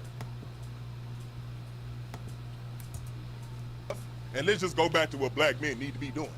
When you take away the bottom need of the pyramid, everything else is going to crumble. And with that being done, it's still only a few of us crumbling. It's a whole lot of us winning too. I agree with that. I want to go ahead, Hope. I was going to say, but it's at the expense of the black families that y'all claim to care so much about. I think that what we fail to realize is that when the black men who do have that platform that are not doing those things get on, the last thing that they're thinking about is the black adjacency to their family. They want to assimilate to whatever whiteness, whatever white male privilege that they can get. And that's a large part of the problem. We see this happen when we look at social media and we're seeing black men publicly proclaim the idea of loving on everything but a black woman, wanting to have children because their eyes and their hair are going to be looser and more exotic looking. You do not see that as much in the influx of black women as you do in black men. So when y'all do get on, then it should be the responsibility of y'all, if y'all really care about this upholding of the black family. Stop the show. Stop the show. Since we got Hope on here, somebody, Alex sent $10 cash app, says Hope hated being a BM so much she cut her eggplant off. And then Brother Ray came through 20 on the cash app. Thanks for supporting the show. So now when BMs do become successful, the gynocracy claim, but you guys want to assimilate into whiteness. And I always wanted to ask, what does this mean, assimilate into whiteness? I mean, when you become successful, you know, you want to live in a good neighborhood where the crime is low, where you don't have to worry about parking your car outside and worry about somebody breaking in, or when you come into your door, somebody trying to rob you, jack you, or mug you, or any of that stuff. But she said, when y'all brothers become successful, y'all marry white women or non-black women. Well, I find this very interesting because when you at war, and what Dwayne Brown didn't make the argument in his disenfranchisement of black men, because he's married to a black queen for the better part of 20 years. But what's not being pointed out, but what has been pointed out in the manosphere, is when dudes become successful and they marry a BW, more times than not, you end up getting a divorce, and that leads to financial hardships. And there is a belief amongst black men, so much so that they have created an SYSBM movement to marry non-black women, because in their eyes they feel not only as divorce will happen less, but they have a chance to further themselves economically.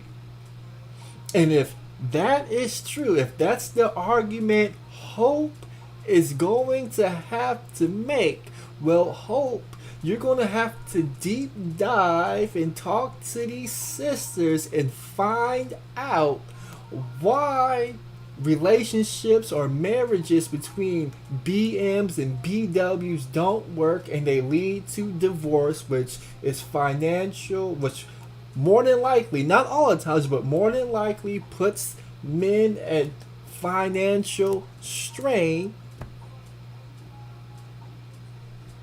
And now BMs are going to non-black women.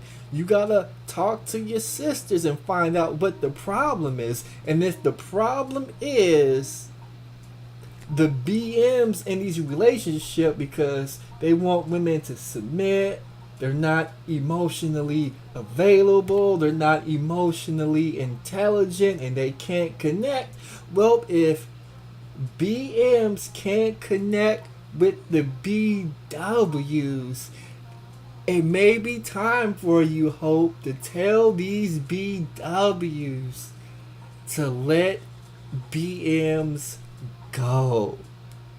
I know it's hard to say, but if you can't have a healthy relationship with a BM, it might be time to tell them to let it go. Let those successful, high-earning BMs who are putting white women on pedestals, the same way I tell these BMs to leave those single mothers alone who won't submit, who are non-cooperative, the same way I tell them BMs to let go of those BWs, it may be time for you to tell the BWs to let go of those BMs. Because if the war, because Hope, you did say, I'm going to bring you up, I'll bring your picture up. First you said there was a war, then you said there wasn't a war, and now you have a problem with BMs dating and marrying out once they become successful. And when these so-called successful BMs tell you why they're dating out, you won't let them go, and you won't tell your sisters to let them go, or you won't even tell them the adjustments they can make to have better relationships, if that's something they want. Let's get back to it. Family to then come back to the black communities that you come from and create those black families and show people. Dr. Umar, you welcomed us to the show by saying black power, okay. Is there some truth to the assimilation that black men want or perceive to want when it comes to this war being waged against you? Well, there's definitely some truth to it, but I think that truth is also evident in black women. Black men, many of them may choose to want a white woman, but many black women choose to look like white women. So we have to look at ourselves, and we have to recognize that the pathology is not more of one gender than the other. That's the issue I have with conversations that seek to see who is more at fault, the black man or the black woman. It's not about who's more at fault. We rise together or we will perish together. The black man cannot survive without his woman, and the black woman cannot survive without her man. And the issue that I take with my two sisters' narrative is I hear a lot of criticism. I hear a lot of condemnation, but I don't hear any empowerment. I don't hear any solutions coming from either one of them. It appears as if that there is a hatred towards black men by those sisters. Even when they said, why are we going back to 1960? Let's stay in 2022. That is so immature and irresponsible of a statement. As a psychologist, when a client comes into my office, the first thing I perform is a history on their depression, a history on their suicide, a history on their anxiety. When you go see the medical doctor, he performs a history. When you go buy a home, they perform a history. When you go purchase an automobile, they perform a history on that automobile. But when we talk about the problems that affect black males, we're supposed to look at it in a vacuum. We're not supposed to put it in a historical context. And with that being said, the language and the narrative that's coming out of the mouth of these two beautiful black women is one that I think the white power structure would endorse, because it totally absolves them of any responsibility for the hell black men catch in this country. Cynthia G, you Oh, did. is that Umar Johnson trying to hold BWs accountable? Okay, so Umar Johnson, he fought off the ropes a little bit, came with a right hook. There's nothing I don't disagree with. I understand when you go to therapy and they do a history, and when you buy a house or a car, they run a history of your credit check to see what kind of loan they could give you for the car. But at some point, we gotta focus on the now. But let's see what happens. Umar Johnson, he made some valid points. I won't disagree with that. Say, why are we going all the way back to 1960? There is some truth to history when it comes to evaluating anything or anyone. So what do you say to that? This deep dive on this history. I hold that thought, because I only got about 30 seconds here, so I don't want you to get into it, because I know you're going to get into it good, sis, and then have to come right back out of it, you understand? So just make sure you understand the question at hand, which is about a person's history, in this particular case, black men's history in America, and why it doesn't matter when it comes to the war being waged against them. We'll talk about that and more when we return on The Business of Being Black with Tammy Mack on Fox Soul. Oh, we'll be back. Welcome back to Business of Being Black with Tammy. Matters when it comes to the contextual matters of black men having wars waged against them, a war waged against them. So Cynthia G, what do you say to historical context? I say we should go to the historical context, because what I have not heard from Dr. Umar Johnson, or I think his name is Dwayne. Duan is what I have not heard as they're mentioning all of the things that was done to them. I haven't heard what you did in response to it.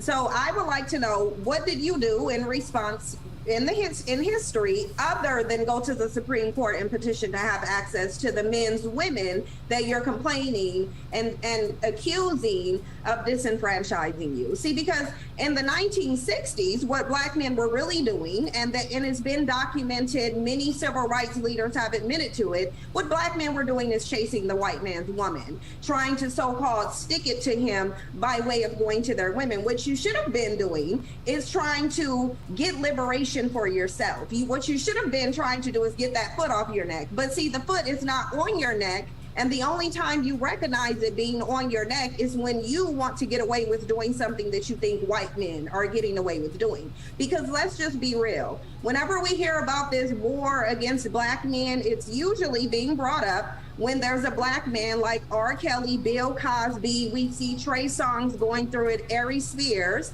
when they engage in some degeneracy, and then they're getting a consequence for it. And black men think that because they perceive white men to be getting away with crimes, they want to be able to get away with crimes as well. The reality is, Dr. Umar can sit up here and list all the different ways that the system is disenfranchising black men and black men in a victim boat. But the reality is, what he cannot tell you is what black men did in response to it, because they did nothing. They laid down and they nested under the skirt of their non-black preferences, and only to complain that whenever they commit a crime, they're not getting off like they did. So let's find out. Dr. Umar, what have black men done? Cynthia G came back. You want to talk about the history. You want to talk about what was happening in 1960. Now the question is, what did black men do other than nestle under the skirt of Becky? That's the question they asking you, Dr. Umar Johnson. Well, number one, again, I think that it is such a shame coming from a psychological perspective that we seek to heal our wounds as a people by relying on unprofessional testimony by individuals who have a vendetta against the opposite gender in their community. When you hear Sister Cynthia speak, you can hear a hurt and a pain and a hatred towards Black men. We cannot find an effective solution to Black male-female relationship issues or the oppression of Black men or Black women when the people at the table having the conversation have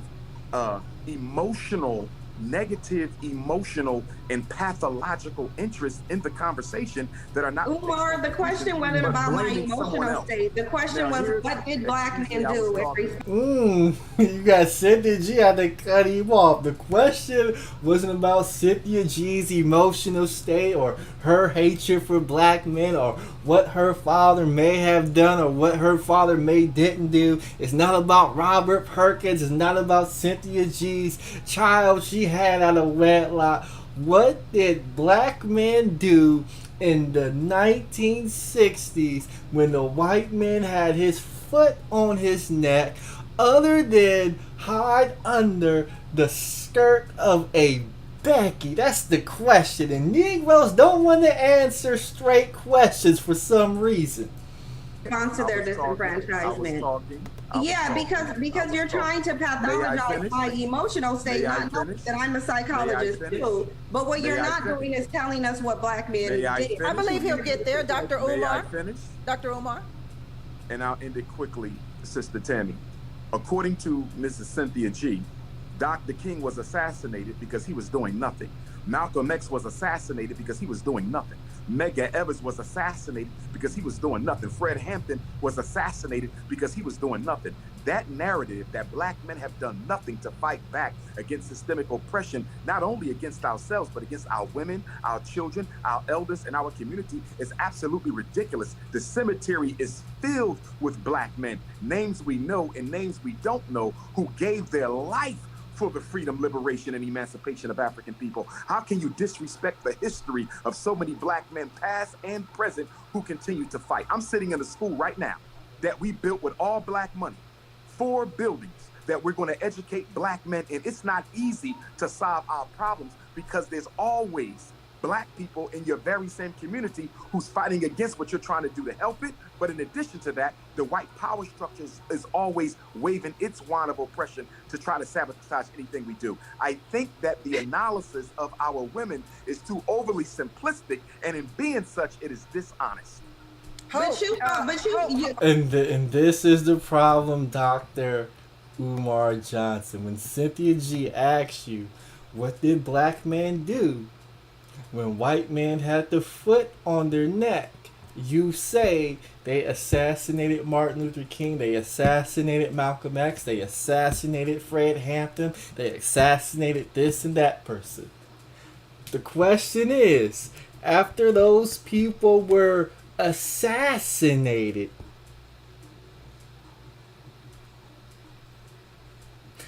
what did Black men do? Based on the answer that you gave, when Martin Luther King was assassinated, they had a funeral for Martin Luther King. They sang "We Shall Overcome." They had a funeral procession in the street. They gave a holiday to Martin Luther King.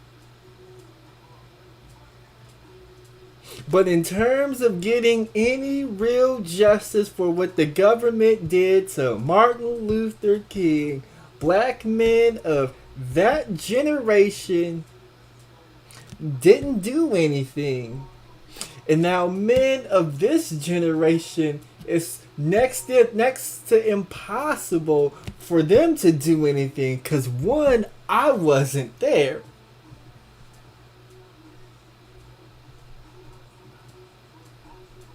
So I can't tell you who killed Martin Luther King or not, because I wasn't there. That's something you gotta take up with Jesse Jackson with. Grandmaster Troll wasn't there. I believe Umar Johnson wasn't there.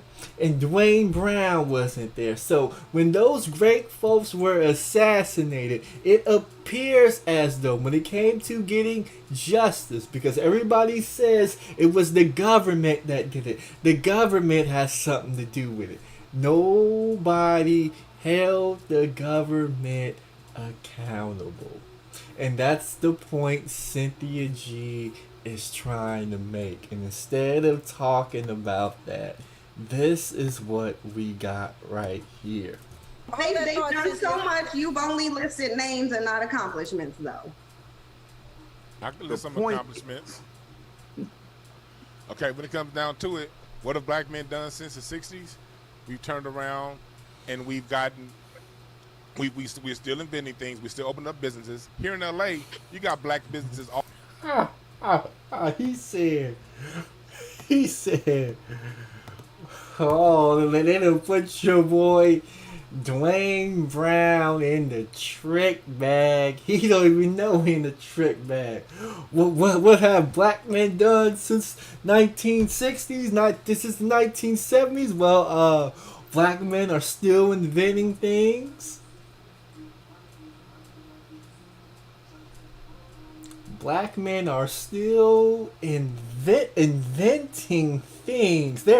He couldn't say what black men were inventing. Just know they were inventing things. You know, this thing I got right here in my hand, right here. You see this thing right here in my hand. This is what black men have been inventing since 1970s. You know, black men love to invent things, even though I can't tell you exactly what black men invented. Just know that black men have been inventing things. This is crazy, right? They done put your boy in a trick bag. What have black men done since the 60s? We've turned around and we've gotten... We're still inventing things. Your boy, he don't even know how to answer the question. He said, since 1970s, black men have turned around. Hold on. I gotta stand up. I gotta turn around because this is something black men have been doing since the 1960s. We have been turning around. Okay, go, come on, Dwayne. We need something. What have black men been doing since the 1960s? Okay, when it comes down to it, what have black men done since the 60s? We've turned around and we've gotten... We're still inventing things. We still open up businesses. Here in LA, you got black businesses all around town. It's just that when we open these businesses up, you have a city that these black businesses suddenly catch on fire. You have issues when it comes down to what's going on right now with one of... Stop the show. Stop the show. They done put your boy in a trick, man. Since the 1960s, no, black men have been turning around. We've been inventing things. We got black businesses. Here in LA, we got black businesses, but they get burnt to the ground. Well, if those businesses get burnt to the ground, Dwayne Brown, does it matter that a black business was there if it just got burnt to the ground? I mean, the answer, your boy Dwayne Brown, he wasn't ready for the Cynthia G, what have black men built trick bag question. He wasn't ready for it. He got caught off guard. I gotta back it up one more time. What have black men done since the 60s? We've turned around and we've gotten... We're still inventing things. We still open up businesses. Here in LA, you got black businesses all around town. It's just that when we open these businesses up, you have a city that these black businesses suddenly catch on fire. You have issues when it comes down to what's going on right now with one of my cousins and these abatement laws, who's built plenty of properties here in LA, managing it, but because there was some gang activity down the street, a nuisance abatement is about to get all of his properties taken. So when black men do build things, and we build things on an individual basis, You're not going to see an NBC special about what the great black man built. When Irv Gotti, Suge Knight, and J. Prince tried to put together a distribution, they all got charges the next week. So it's not like we don't build things. When we do build things, something always ends up seeming to happening. And in spite of that, you've seen the most black business male ownership that's gone up in the last 60 years since the coronavirus. We still doing it. I personally got 3 businesses, so I don't know what you're talking about. I employ young black men. I've helped thousands of black children here in South Central LA. So all this black men ain't doing nothing, where are you kicking it at? So how are you? So how are black men creating all these? Stop the show. So when it came to him answering the question, what have black men done since the 1960s? We have turned around, we've invented things, and we've created businesses. And so we've done 3 things. We've done 3 things since the 1970s. Dwayne Brown did not look good answering that question, which your boy Dwayne Brown should have said. He should have said, "You seen that chair you sitting in? A black man built that chair. You see that computer that you are on? A black man helped build that computer. You see that lovely house that you sitting in with the air conditioning? Yeah, a black man built that house. In fact, black men have built the whole world around you, and it's a shame that you can't give black men credit for what they poured into this country." That's all he had to say. But when he wanted to list all these businesses and things that black men had invented, he couldn't name the inventions, and he couldn't name the businesses, and he got caught up in a Cynthia G trick bag. And it's a trick bag she's been putting black men and throughout the black manosphere for throughout the number of years. And it took the angry man to come up with a solution and answer to that question, and Dwayne Brown was caught off guard.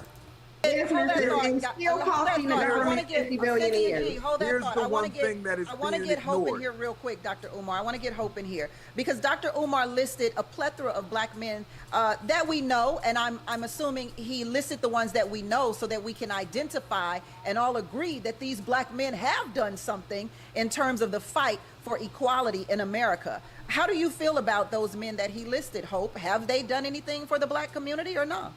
Most definitely, I would be ignorant to say that they haven't, right? But I think that what we're failing to realize is that when we have this conversation about what black men have done, the consequences are usually because of white supremacy and the gaze of white folks on us are that the black men are then taken away and the black women have to then sustain those things. To say that black women are unappreciative of that, it would be, I think that is the dishonesty, right? The way that black women show up for the black community and the black families, regardless of how we feel about the black men that we might be interacting with or the black men that are doing bad things, while still staying here to cultivate the black men who are, is, I mean, to overlook that to me is just dishonest.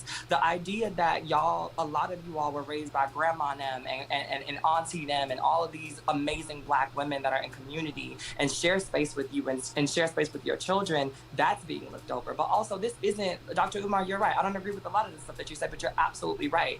It's not about the idea of who's doing it better or the pissing match of the oppression Olympus amongst black people, but it's really about working together. The problem is what I find in working together is that the black man wants to lead, whether he's acquired the gumption and the knowledge to be able to do so appropriately and effectively or not.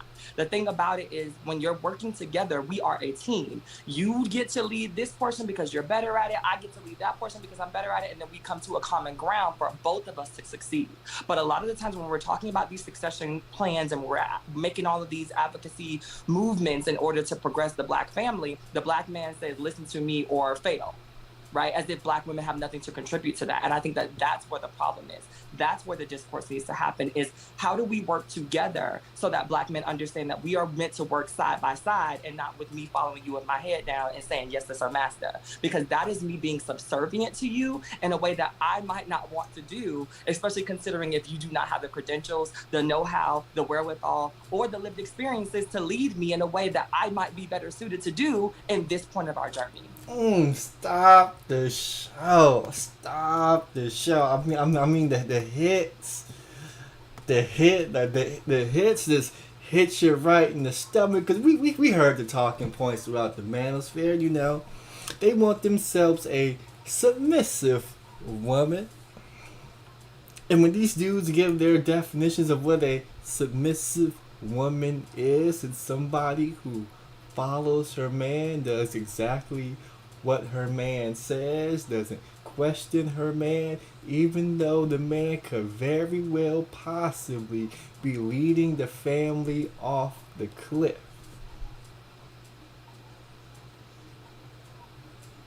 And due to, you know, a lot of BMs out here who have led families off the cliff, I pointed some of them out in the Manosphere when I showed, you know, tax liens, house foreclosures, evictions that happened when the BMs was at the head of the family, were leading the family. So now BWs have seen this, and now, you know, they want a little bit more of a leadership role. You know, they want a little bit more of a partnership. No, they want to work side by side, you know. And these some of these dudes, they can't take a woman who's side by side, who may be in charge of this thing or in charge of that thing, you know. They want somebody who is submissive. And when women hear the word submissive, the first word, like Hope said, that they heard is subservient. They want somebody who's walking with their head down, yes master, no master. And this is another dynamic in the relationship that's causing a schism, that's not making things work out. And now you got a transgendered activist running down this talking point to you.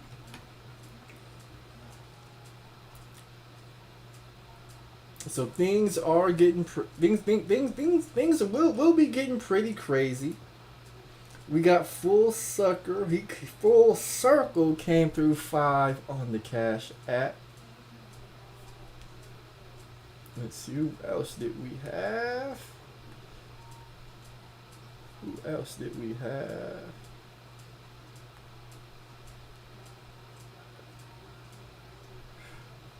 But this is where we are at right now.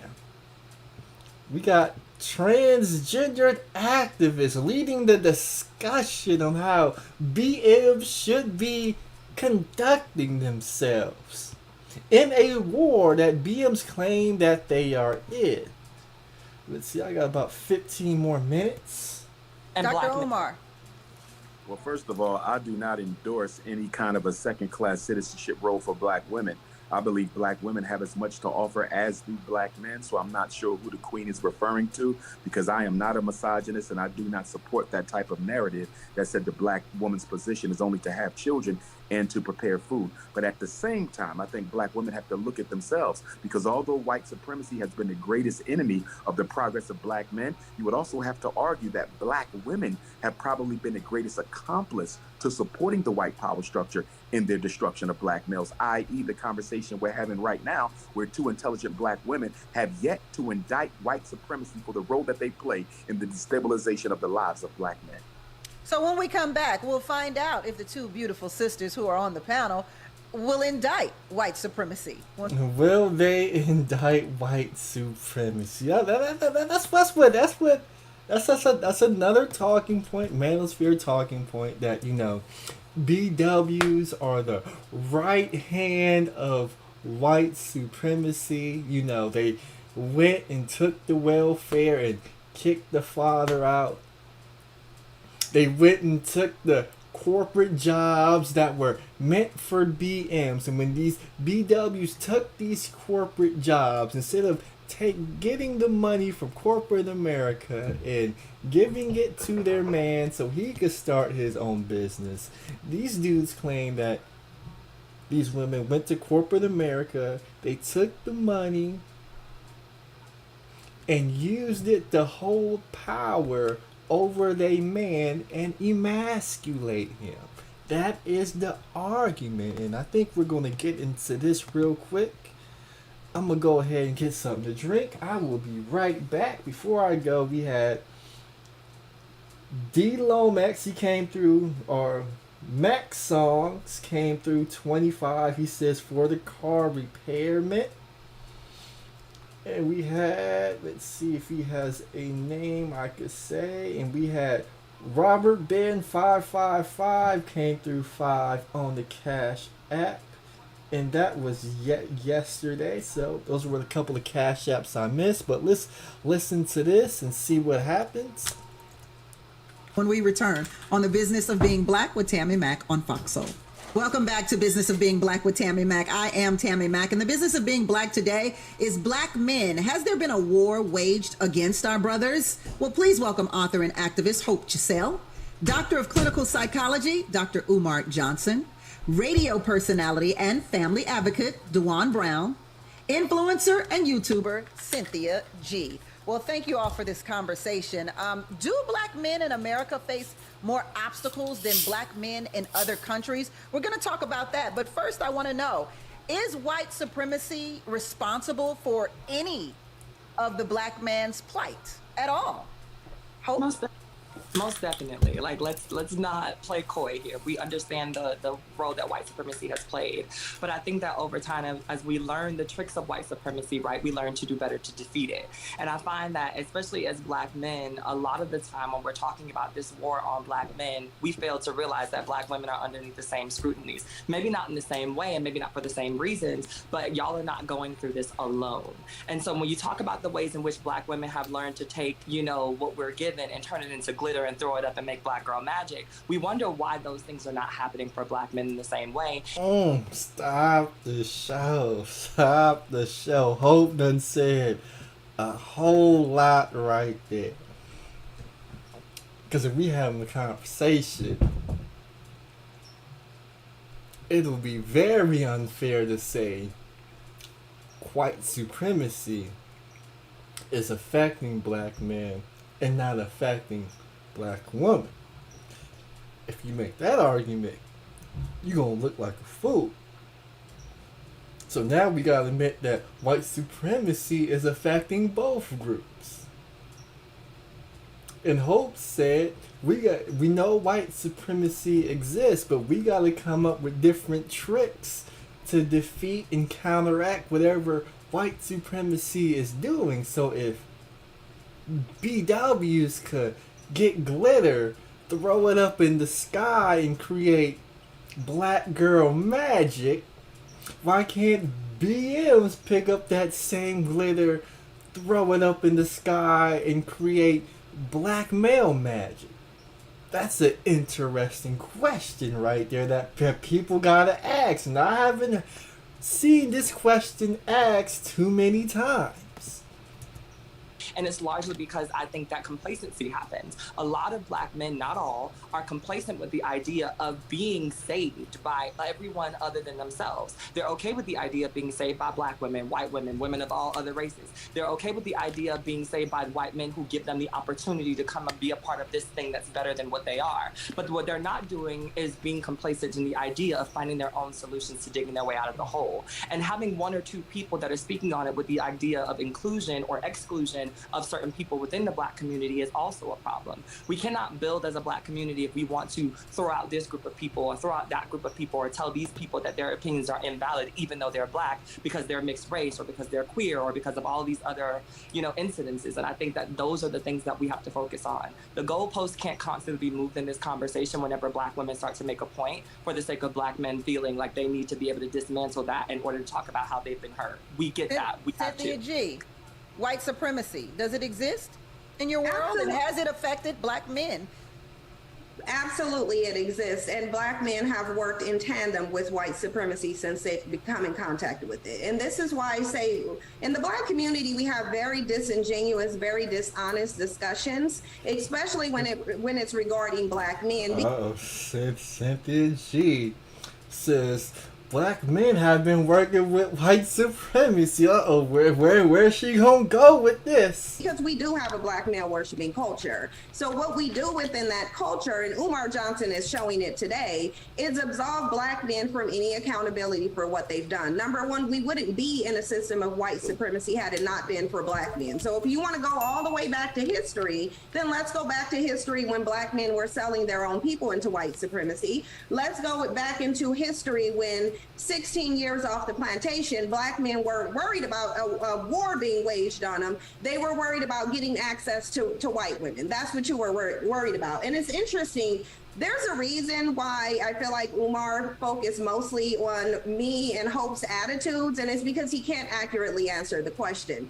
He mentioned names, not accomplishments. And the reason being is because I think he mentioned those names specifically because the accomplishments of those people don't have to be explained. Right, but those accomplishments are also accomplishments that I've heard Umar Johnson speak negatively about, specifically the civil rights movement and how damaging it was to black people. But now he wants to sit here and say the very people who accomplished that were accomplishing something beneficial when, in his own opinion, that wasn't beneficial and did more harm to the community than good. So I think that because we're having such a dishonest discussion where black men don't want to take accountability for what they've done, they want to be the victims of society, but then they want submission from the women. The bottom line is I'm not willing to deflect from the fact that, number one, black men are the greatest non-white contributors to white supremacy. Let's just be real. White supremacy couldn't even exist without black men's compliance. They're always uplifting whiteness, biracial children, and trying to assimilate. And that's why I went back to the notion of the only time black men truly feel like there's a war against them is when they feel like they're being punished for something white men do. At the end of the day, y'all dropped the ball. You're blaming white supremacy on your failures. We already know there's oppression, but black women are double oppressed. We have more barriers to face. You have male privilege in a patriarchal system and you can't even get it right? Well, Dr. Like I said, Cynthia G up there cooking. Cynthia G up there cooking. And the way she go point by point, this is what Cynthia G does. She lists off points by points and then jump into another point. And by the time it's for you to talk and break down what she said, she done exposed so many points. It's hard to come up with a response right on the fly. You pulled Martin Luther King out your ass, but you didn't list his accomplishments. Well, Cynthia G, the people are saying the reason why those names should ring bells is because when you say those names, you already know the accomplishments. And then Cynthia G counteracts, well, your boy Umar Johnson was on his own channel bashing and critiquing and saying how Martin Luther King's accomplishments was detrimental to the black community. And now people gotta look at Umar Johnson a certain way because he's been screaming Martin Luther King from the mountaintops, but the whole time he be trashing and bashing Martin Luther King on his own platform and he act like we don't know about. So now we got Umar Johnson up there with the goddamn with the oh my god, I can't believe what she just said. Goddamn, what am I gonna say next? Cause Cynthia G was in rare form. This was rare form from Cynthia G right here. Cynthia G is back. I see why when she go live, she continue to get 2,000 to 5,000 live viewers. There's a bunch of Cynthia G nuts right now, all in the chat room. Cynthia G fanatics. They done showed out in this comment section right there, praising the likes of Cynthia G, men and women. But this is what we are left with right here. Dr. Umar, I think we all know your stance on interracial marriages. Absolutely, but let me also so please acknowledge what the rest of what Cynthia G has said. Absolutely. I'm not sure where Sister Cynthia took history class, but if you know anything about the transatlantic slave trade was a European enterprise. It was I'm talking about the sub-Saharan. I'm talking about the sub-Saharan slave trade. You should go look into it. Excuse me. You see how Cynthia G fought back on us. She talking about the sub-Saharan slave trade. G has said. Absolutely. I'm not sure where Sister Cynthia took history class, but if you know anything about the transatlantic slave trade was a European enterprise. I'm talking about the sub-Saharan. I'm talking about the sub. So if Umar is talking about the Atlantic slave trade and Cynthia G is talking about the sub-Saharan slave trade, they're different slave trades. So whatever Umar Johnson is saying about the Atlanta slave trade, that doesn't counteract what Cynthia G said. Saharan slave trade. You should go look into it. Excuse me. You address me. May I finish? Go look into the sub-Saharan slave trade where black men are trading their women and children for alcohol and tobacco. May I finish? Go ahead, Dr. Umar. The transatlantic slave trade was a European enterprise. It was not an African enterprise, although there were some chiefs who participated in it. By no means did they control the direction and extension of the transatlantic slave trade. So that's number one. Number two, black men resisted enslavement, not only on the shores of Africa, but right here in America. We celebrate Nat Turner, Denmark Vesey, Gabriel Prosser. There's literally hundreds of documented attempts by African men to liberate not only themselves, but their women and their children. So to act like we just sat there and we're complicit in our own oppression is absolutely ridiculous. The other point I want to... I gotta stop you, Umar Johnson. When you named the Nate Turner slave revolt, you just said they attempted. You said they attempted to fight for their freedom. You didn't say that they attempted and fought and were successful in fighting for their freedom. I gotta point that out because there is a difference between a successful slave revolt and an unsuccessful slave revolt, and I gotta go back to the library. I gotta get the Nat Turner biography book, and I gotta look at the year that he died, and I gotta read the story. Did he die in that slave revolt? Because if he did die in that slave revolt, then I can't say his slave revolt was successful. If he died in it, that's just me. In fact, hold on. I could go pull it up right now because there's a thing called Wikipedia. There's a thing called Wikipedia. I ain't even gotta go to the library.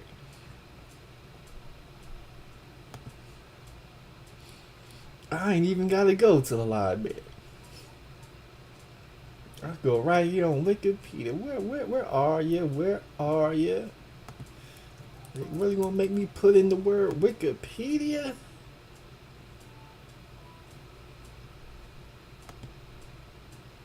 Let's see, Nate Turner slave rebellion. I can't just get Nate Turner himself.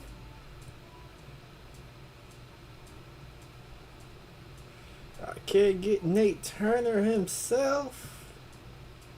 I ain't got time to be reading all this. Let's see. Is this it right here?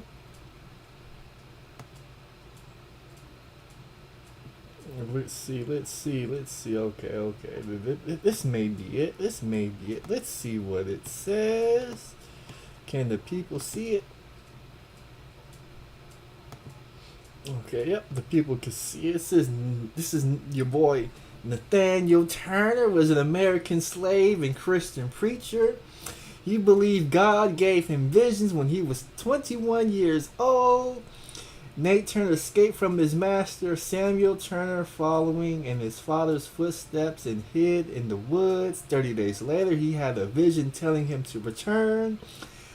Turner thought an eclipse in February 1831 was a sign from God to plan a slave rebellion. The rebellion happened in Southampton County, Virginia on August 21st, 1831. Okay, so he did survive a couple of months after. He wasn't that far from North Carolina border. 70 black people took part. Some of these people were free and others were slaves. After Turner and his fellow slaves killed his master and his family, they took their horses, firearms, hatchets, and knives and continued on with their liberation. The governor has scheduled about 3,000 militiamen to stop the rebellion. The violent rebellion lasted 2 full days until soldiers finally ended it, but Turner escaped. He hid for 6 weeks to avoid being killed. He was found on October 30th. Turner was executed on November 11th by hanging. He was skinned. At least 55 white people were killed in the rebellion. The state executed 55 people but acquitted a few. 200 black people were killed by groups of white people. Slaves as far as North Carolina were said to be connected with the rebellion. Many were tried and executed because of the rebellion. New laws were made in Virginia. People could not bring black people together to teach them how to read and write. Nate Turner was an American hero. Now, I don't know about you. If you lead a slave rebellion and you kill the master and his family, and you spend the next 6 weeks in hiding, and during that 6 weeks that you are in hiding, people who were part of your rebellion are being tried, being found guilty, and being hung and skinned. As many as 200 black people. One fateful day they find you hiding, and they try you, find you guilty, skin and hang you. Was that slave rebellion a success if it appears that everybody who took part in it got caught?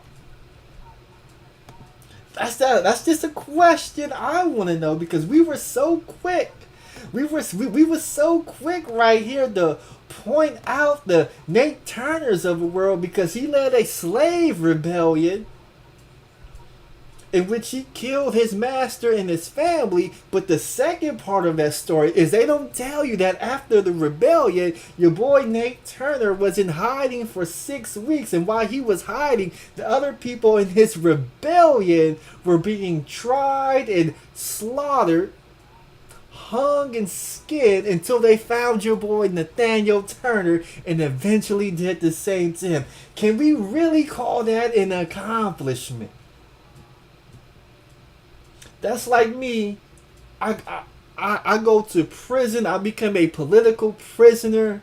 I escape prison. All these black people help me escape prison. And for 6 weeks while I'm hiding, the people who helped me escape are being tried and sentenced to death and being hung and skinned. And then they catch me and I get hung and skinned. Was my escape from prison really an accomplishment? Am I really a hero? I'm sure there's other historians out there that may have different versions of the story, because these Negroes always trump up these stories.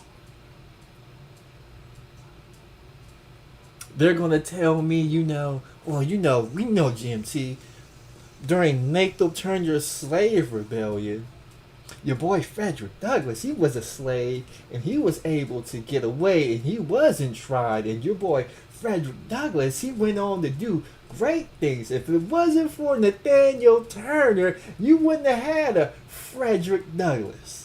I'm pretty sure they're going to tell me there was some slave who didn't get caught, and that slave invented the peanut like George Washington Carver. They're going to tell me there's some slave that was part of that slave rebellion that went on and became the first black president of the United States. They're going to tell me there was some nondescript slave who didn't get caught, who wasn't tried, who was able to escape, and he went on to invent or do some great thing, and he wouldn't have done it if it wasn't for Nathaniel Turner. I know that's what the pro-blacks is going to tell me.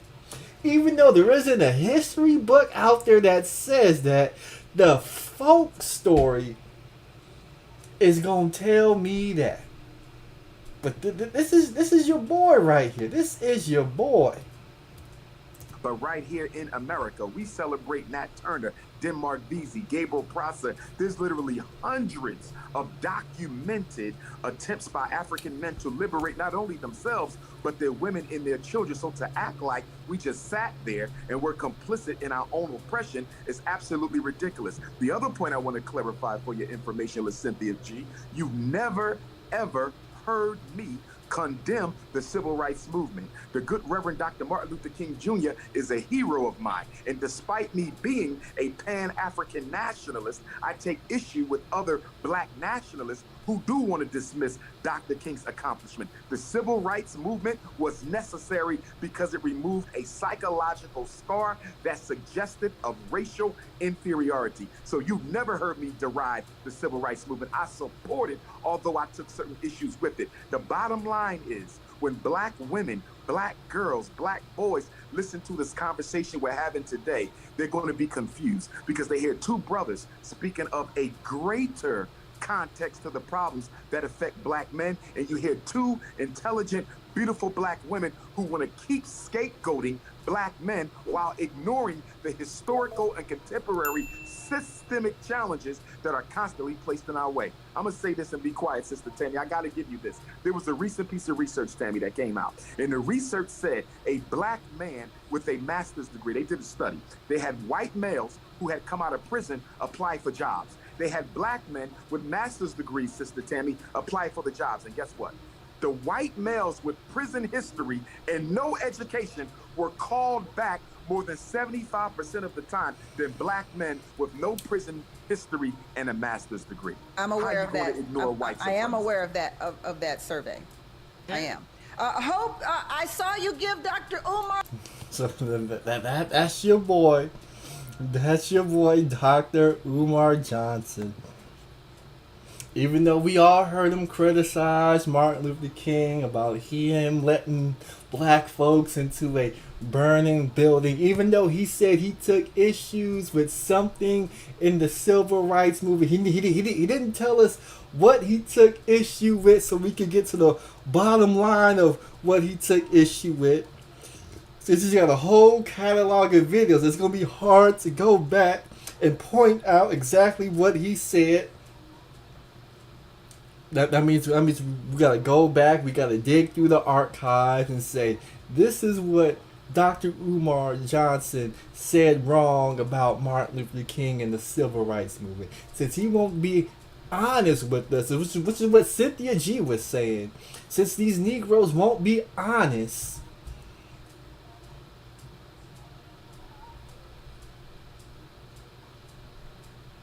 they're able to hide what they say and play both sides of the fence. But if you ask me, Cynthia G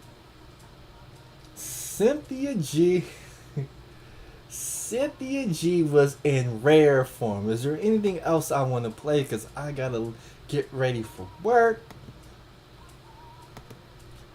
Guess we let this be the final point. Are the side eye. It's only because I can't. You have 1,001 clips on the internet, but I know for a fact that one of the things that I was offended about in doing research or just seeing you on the internet is that you have definitely talked about your disdain for some of the practices of Dr. Martin Luther King. So to sit here and gaslight us as if most of us have not That's seen. not true. You see, we see them on YouTube. Down talk Martin Luther King. For him to act like he didn't down talk Martin Luther King, he's gaslighting us. Say it again, Hope. Giselle, the transgender activist. Is that you have definitely talked about your disdain for some of the practices of Dr. Martin Luther King. So to sit here and gaslight us as if most of of us have not That's seen. not true. Find the clip. It Find is. the clip. Find the clip. Well, Find the Dr. clip. Umar, you yourself Find said the you clip. had. It's this what all these Negroes do. Find the clip. Find the clip. Find the clip. Knowing that people just don't have the clip on hand. Knowing people don't have the timestamps on hand. Now we gotta go find the clip of Dr. Umar Johnson disrespecting the great Martin Luther King and his accomplishments. You yourself just seconds ago said you did find some things in the civil rights movement problematic. So all we want to know is, Dr. Umar Johnson, what were some of the issues you had with the great Martin Luther King? I mean, Martin Luther King is the reason why you could collect money to the tune of $1 million to open up a school and teach black boys. Even though the school hasn't been opened up, you are riding the wave of the great works of the civil rights movement. And you won't tell us the issues you had with it? Supported the movement, and I still support it. I visit everyone supported every it. time I'm in Atlanta. Nobody, I have never been as a black man, of the as a civil. black person in If we're America. going to have the conversation, let us be honest. Let's not misrepresent. You're the only one not being ideas. honest, Umar. You're not being honest. Find the clip. You don't have to argue about it. problem You is don't we have to don't have argue time. about it. Find the You clip. just admitted to it. We don't need There's it. 60 seconds left on. See, he want us to find the clip. But he just said he had issues with Martin Luther King, and he could just simply tell us the issues we had. And if we believe that the issues that he's had with Martin Luther King is different from the clip, now we have to go find the clip and match it up to what he said to see if he was telling the truth. But he just said he had the issue with it. So he should have no problems telling everybody what the issue is, but he wants us to find the clip. And this is what a lot of BMs like to do. They get on YouTube, they disrespect somebody, then once that somebody come on that they disrespected and the accusation is made, all of a sudden they want us to find the clip. Instead of just telling us the issue that they had with him. On the 60 seconds left on this segment, we won't be able to find the clip on this show. But Hope, finish. Hope. Essentially, whether we find the clip or not, we know that those things have been said, and you know that you've said controversial things. Once again, we see you moving the goalpost when you find that. Controversial according to who? We find, once again, because my thing is you and Cynthia can have that dynamic, but I give you the space to speak. I've given everybody that space to speak, so please don't interrupt me. At the end of the day, You interrupted me as well. Let's be fair. I did not. Yes, you did. And so once again, here we go in a space where black women are making a point. It's more important to the It's black. not about you being a woman. It was about you being incorrect. When It has black nothing to women do are with you It's being not a woman. I incorrect. respect It's you. more You were important incorrect. for black men You to were speak up incorrect. and I didn't have the issue with a Stand woman. on You were leading facts. incorrect. Well, let's. Now since they got Dr. Umar Johnson in the bind, Umar Johnson's gonna cut people off and not let people talk because they call him red-handed. Let's all breathe in, breathe out, and I'll take a It's not about commercial her break. being a All woman. right? She said something that was We'll take a untrue. commercial break He's and not come right back incorrect. to wrap this up on the business of being black. They hate black men. That's the problem. They hate. Welcome back. I mean, but you're doing a show. This is I'm gonna say this before I go. I'm not gonna play any more of the video because I'm gonna be late for work. You got on a platform to talk about a war that black men are going through. To speak have a discussion with Hope Giselle, who's a transgender activist who has social media platform that you could look up to. You're on the platform with Cynthia G, who says abort black male babies and what have black men built and whatever other insulting things she has said about black men, but you chose to come and have this discussion. Now that the discussion is not going your way because they called you out on your bullshit, you don't want to take accountability for it. But I'll say it again, Cynthia G showed up and she showed out.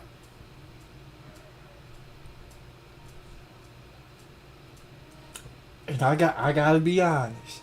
She put the Manosphere on notice because the 2022 Cynthia G is a different Cynthia G from the 2018 Cynthia G. You are dealing with a new breed of content creator. You are dealing with a new breed of social media influencer, and she is influencing these BWs.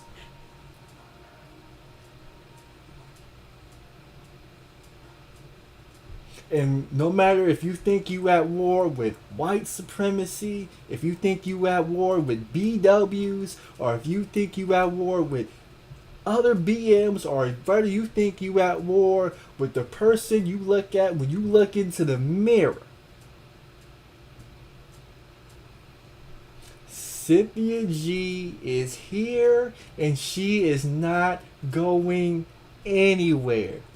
And that platform is getting bigger and bigger, and she's beginning to counterattack those Manosphere talking points. Those Manosphere talking points that she couldn't counteract in 2018 because she just didn't have the life experience. She didn't have the hours of content that was created between 2018 and now. We had the explosion of Kevin Samuels. We even had the death of Kevin Samuels. We had Passport Bros. We had SYSBM. All of that has been broken down to a T. The flaws have been pointed out in those arguments. They know how to attack them. They know how to rally the troops. They got corporate backing. And if you want to go on Fox Soul and deal with that animal known as Cynthia G, you better be ready. It's Umar Johnson and downtown Dwayne Brown. They weren't ready.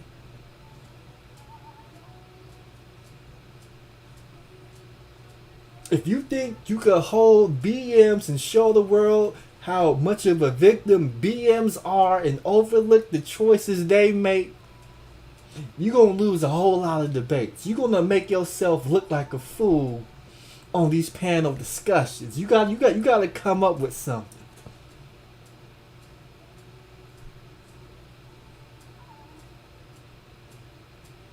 Because you talk about the disenfranchisement of black men, that's not going to work. You could come on YouTube and make money. You could go Instagram, TikTok and make money. You could go get a job and make money. You could buy crypto, buy stocks and bonds and make money. You could make an LLC and get money. You ain't got to sell drugs. You ain't got to rob folks. All that stuff about depression, all that stuff about mental health, because you got people who have mental health issues, who advocate for mental health issues here on YouTube. They create content and they get paid handsomely for it.